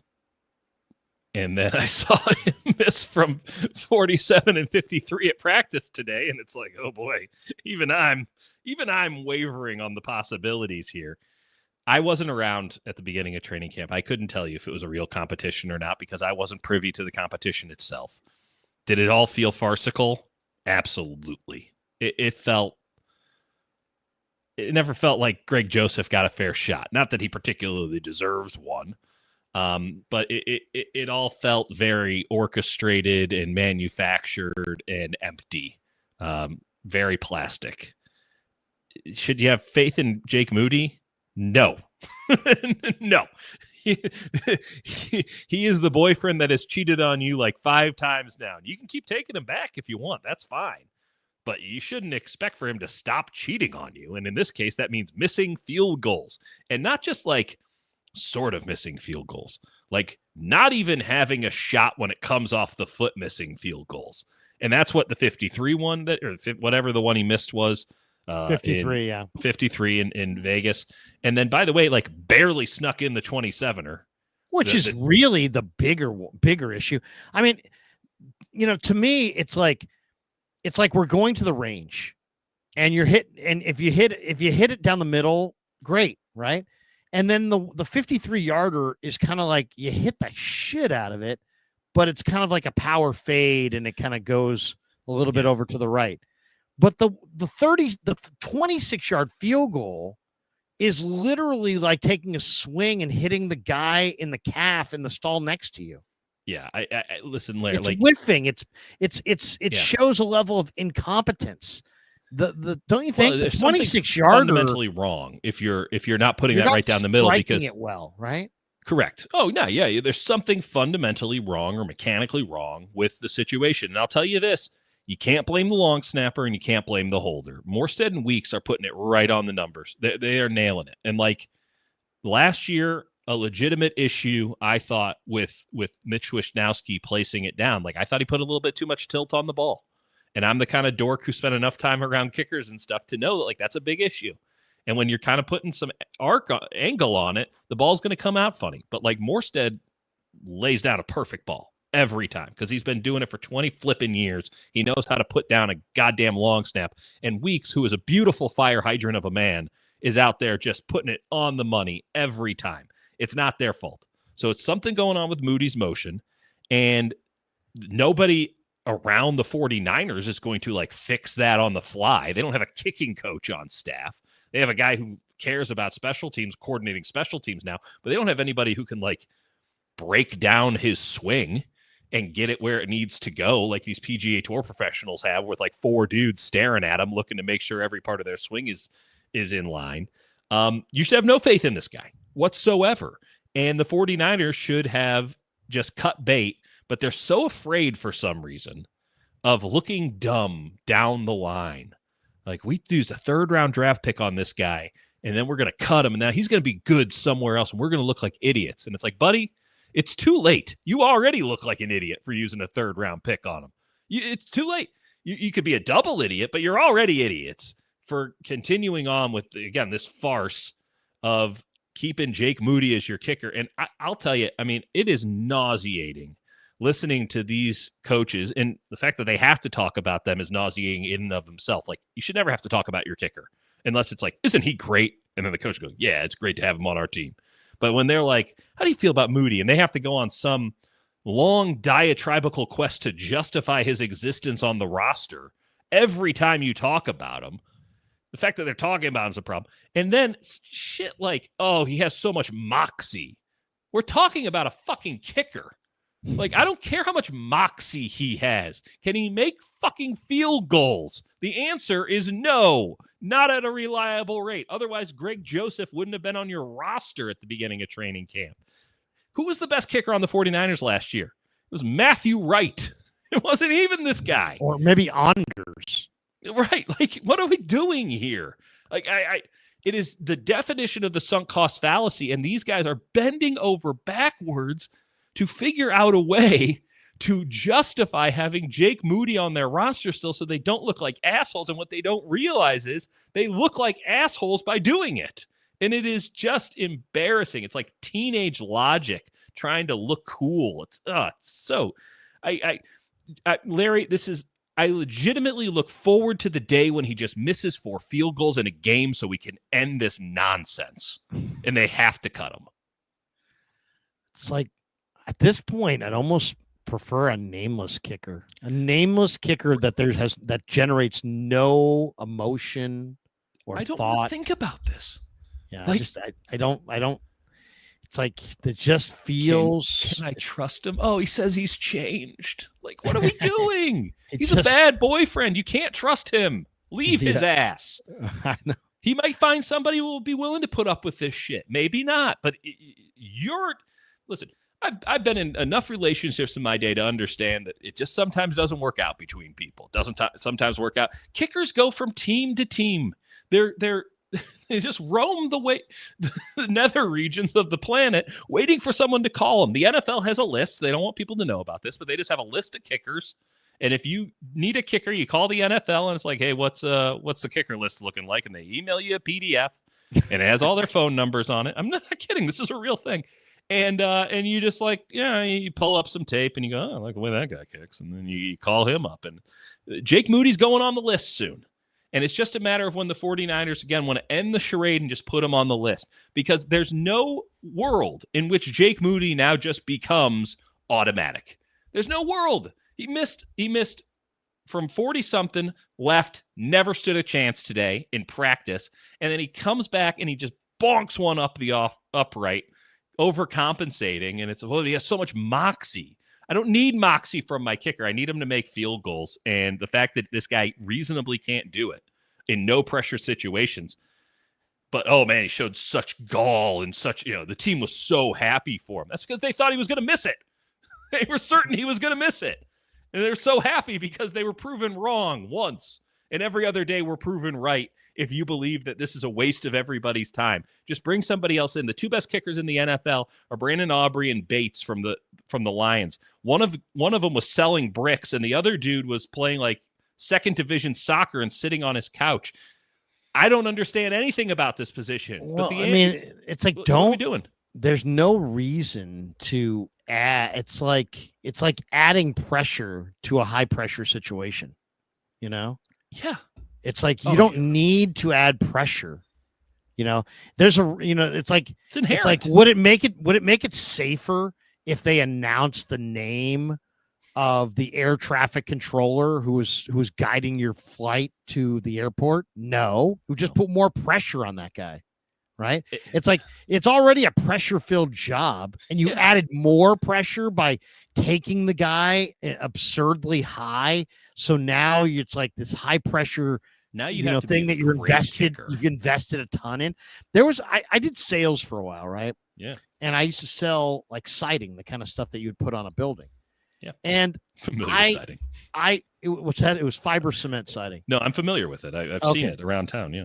Yeah, it was great stuff actually. It was your insurance Top went of the line. down, You're already you getting couldn't it, burn it. It was great. You couldn't set it on fire. So all these people who lived in fire areas would get it. It was really actually good stuff. It will never biodegrade. It's fantastic. Yeah, it was amazing. It was wrapping your house in cement. I mean that it's really a good thing to do. It doesn't burn like wood shingles and all this. There's all these reasons. Larry, I'm set on siding, but thank you. Very expensive stuff.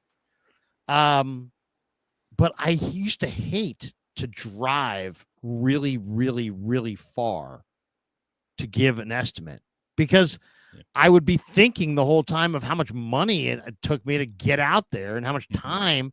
And so all of a sudden it was just I was adding pressure to it already. It was already a pretty high pressure sale, but I was adding more pressure because it's like, oh, I just drove 400 miles to get here, or it took me 9 hours to get here. So I hated those situations where it would add more pressure. It's the same thing with the kicker. It's like kicking is already enough pressure. then you add more pressure to the situation and more complexity to the whole thing by having a relationship. Everybody else can just find their guy out of nowhere and go and leave him out of nowhere. You've got to have somebody that you're like wed to, that you're like, that you're invested in. And it just feels like it's kind of like, oh, we can't get rid of this guy now because what if he goes somewhere else and he becomes Graham Gano and all of a sudden he has a 5-year run. Gano's been on like 7 teams. I know, but that's the guy that Shanahan gives Shanahan scars. He like kissed off on Graham Gano, and then Graham Gano has had an NFL career, and yeah, it's like, oh my God. I'll say this: the weirdest part about all of this is the fact that Jake Moody is not a particularly special kicker in theory, right? Like he doesn't have a 70 Super Bowl leg record though. Well, and that's great that he made that. He's got a big leg. It's not the biggest. No, but that was part of theoretically. Isn't that why they drafted him? Because he had a big leg. Yeah, and they thought he would be deadly accurate, so that you're giving up a little bit on the super bomb field goals, but he was just going to be super accurate the entire time. So, like, you're not getting the 70-yarders, right? You're not getting 65 from him. You're not really getting 60 from him. But, like, anything inside 60 he's gotten, you might say, well, that's awesome. But, like, stuff has changed. They're kicking 65-yard field goals all the time now. It's crazy. I'd almost rather have just a guy who's for sure like a gold. Give me somebody who's for sure from inside of 47, and I'll just at least I know when I'm going to try it, when to try it, when not to try it. Were you there the day, by the way? There was a day this summer. It was incredible.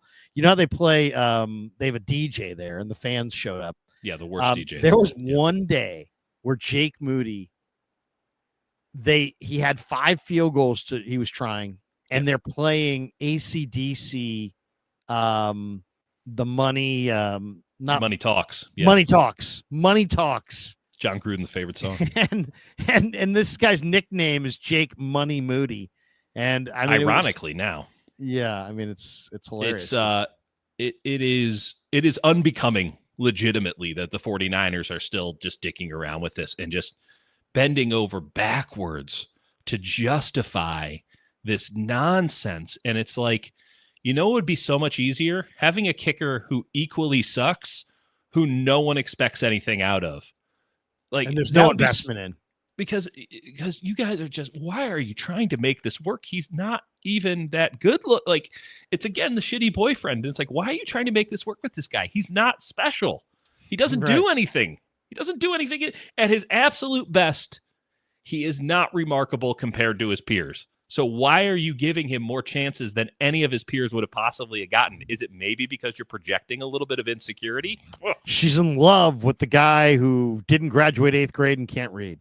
Who knew? Right. Who knew? You don't know him like I do, Larry. Titus Moeller was two supers before we bolt.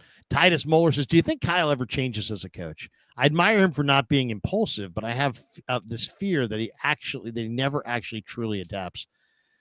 I think he's definitely adapted in a number of ways. I mean, he's changed.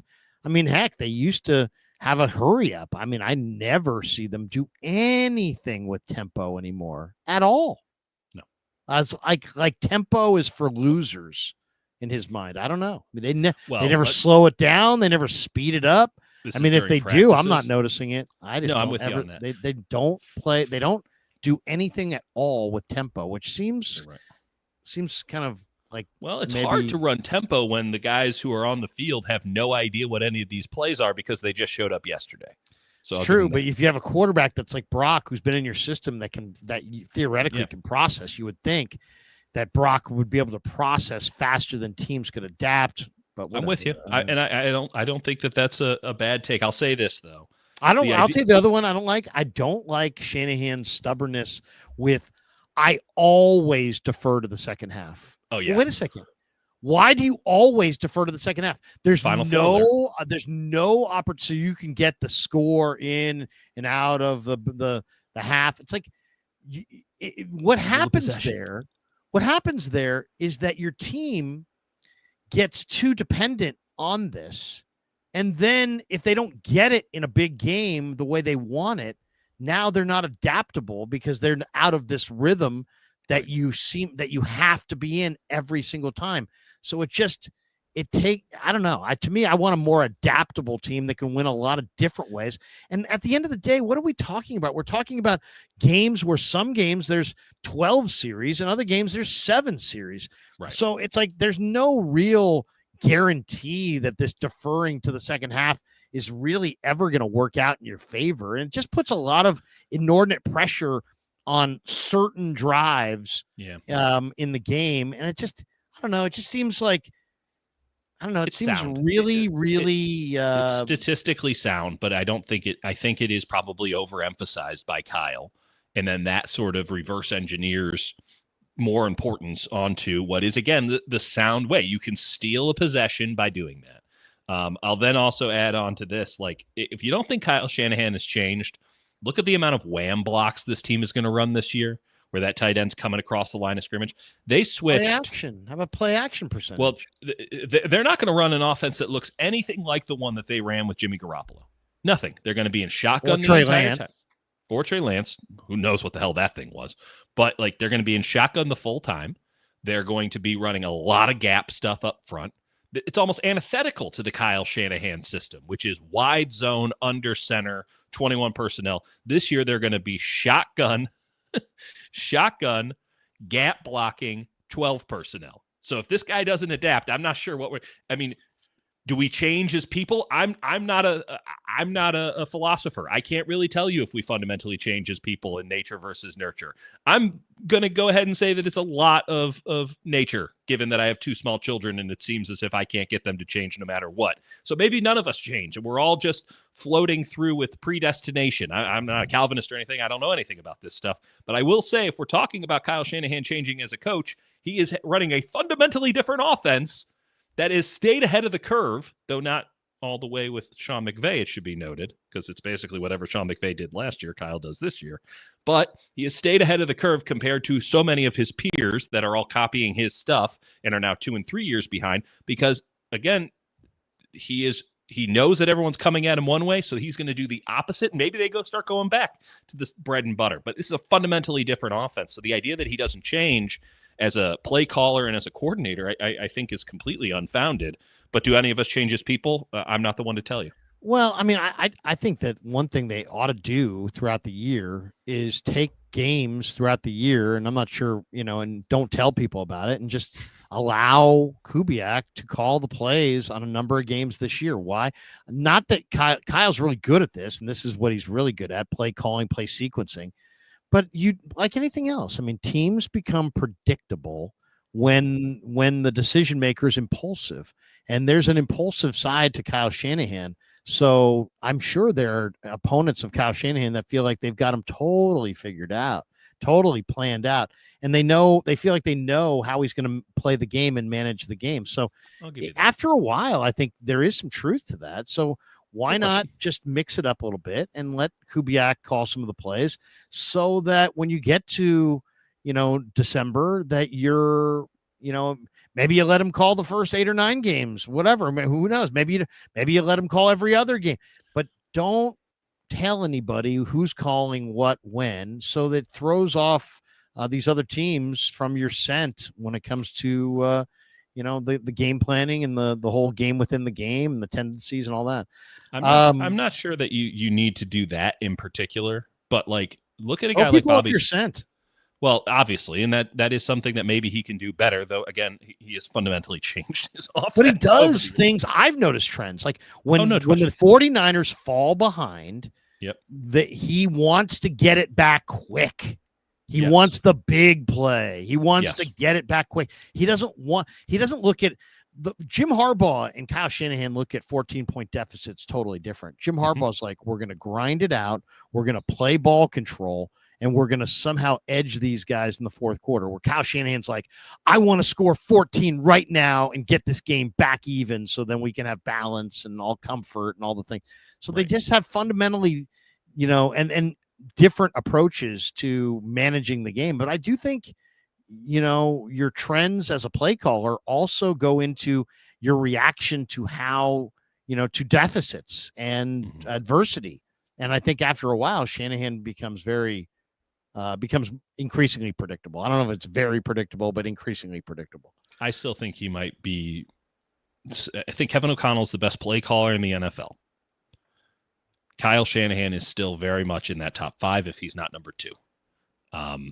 Sean McVay is, I don't know if Sean McVay is a particularly great play caller, but his macro stuff is second to none. Like the way that he sets up offenses to be successful in personnel groupings and things of that nature, unbelievable. His game planning, second to none in Sean McVay, and his macro planning is second to none. Kyle is still at cutting edge, and the fact is that everyone's been trying to copy him. And you go and get Bobby Slowick, and then the second he has to go away from the basic stuff that Kyle installs day one, the second he has to go away from that, he gets exposed as a total fraud last year in Houston because he couldn't install any other gap stuff. You look at some of these other guys; they can't run any gap stuff. Kyle Shanahan's has a much deeper bag than I think anyone gives him credit for. And sure, he probably has some tells and tendencies, but that will go away next year when Mike McDaniel is back on the staff and he can be that second brain. Feliciano told me this morning that he feels like Kyle Shanahan knows more offensive line play than any coach he's ever been around. He said that I was amazed at how much he knew about offensive line play. Yeah. James Foster said, thoughts on Walter Nolan versus Mikkel so far? LOL. 0 versus 0. Can't divide by 0, baby. Nolan's been, to me, that's not the comparison. The comparison is Mikkel versus Shamar. Because Nolan's a tackle. Mikkel's a defensive end. Shamar and Mikkel were the comparisons because Shamar and Mikkel are the big defensive ends who set the edge. And, it's hard to say. It's hard to say right now. I mean, Mikkel has, been hurt. He hasn't been in there. When he was in there, he looked really dominant against the guard. He looked really ordinary against the tackle. Yeah. Everything that was said about him, I think, is true. He's got unbelievable length and strength and upside and skill set, but all the things that were said about his limited rush plan were also equally true.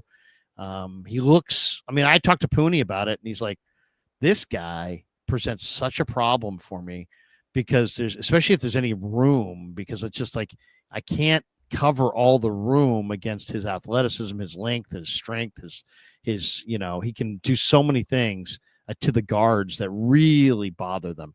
Mm-hmm. But against the tackles, I saw Zach Johnson literally owning him and Colton McKivitz like toying with him. Like, you're never beating me, bro. It's like he was losing the one-on-ones pretty consistently to Zach Johnson.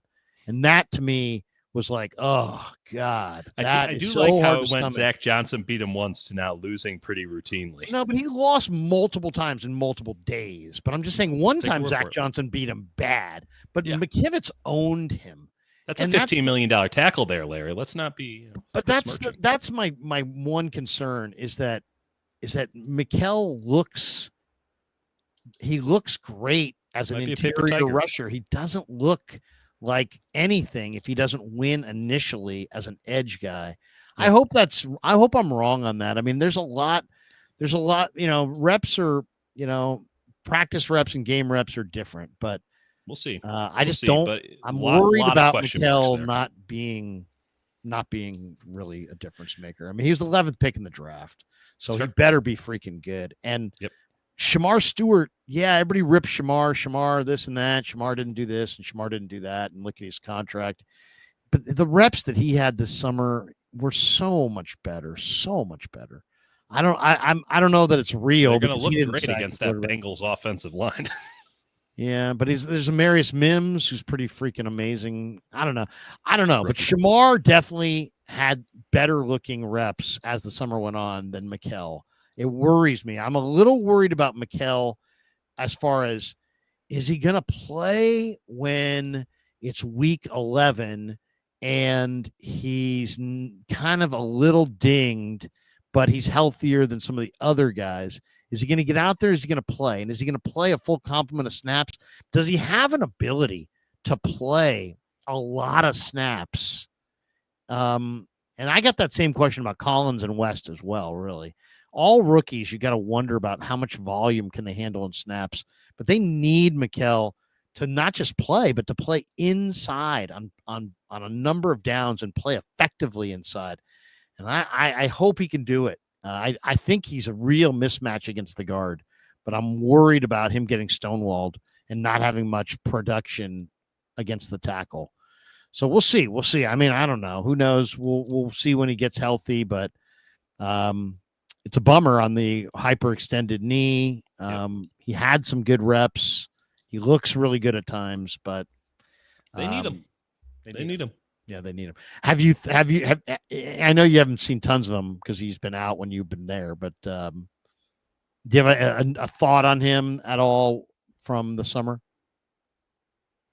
He is a special talent, and that might not turn into anything, but it is very difficult as someone who loves the game, and my only bias is for it to be played at the highest level.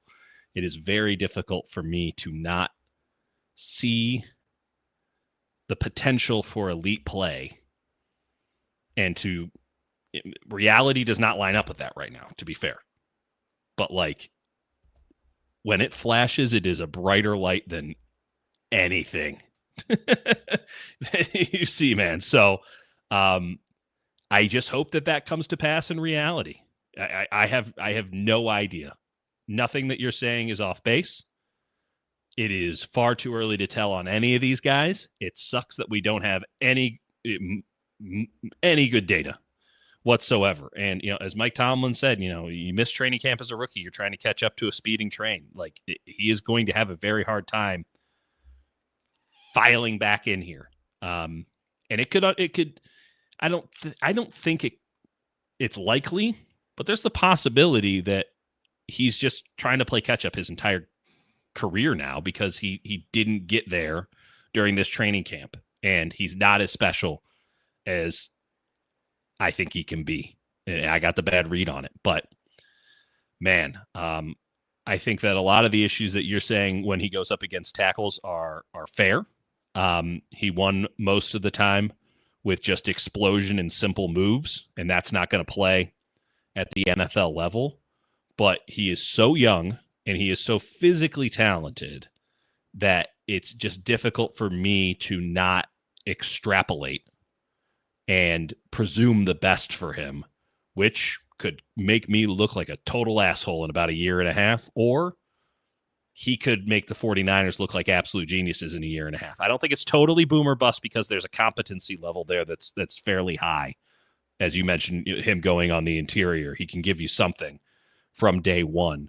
But the potential is, I'm not going to say it out loud because I don't need to look like a bigger asshole that I might already be. But like, there were some names going through my head when I was watching him practice, and I'm like, that is blasphemy, young man. You better pull that back and never say that out loud. But it is a blinding light of talent that you hope can find its way onto the field. And yes, he was pick 11.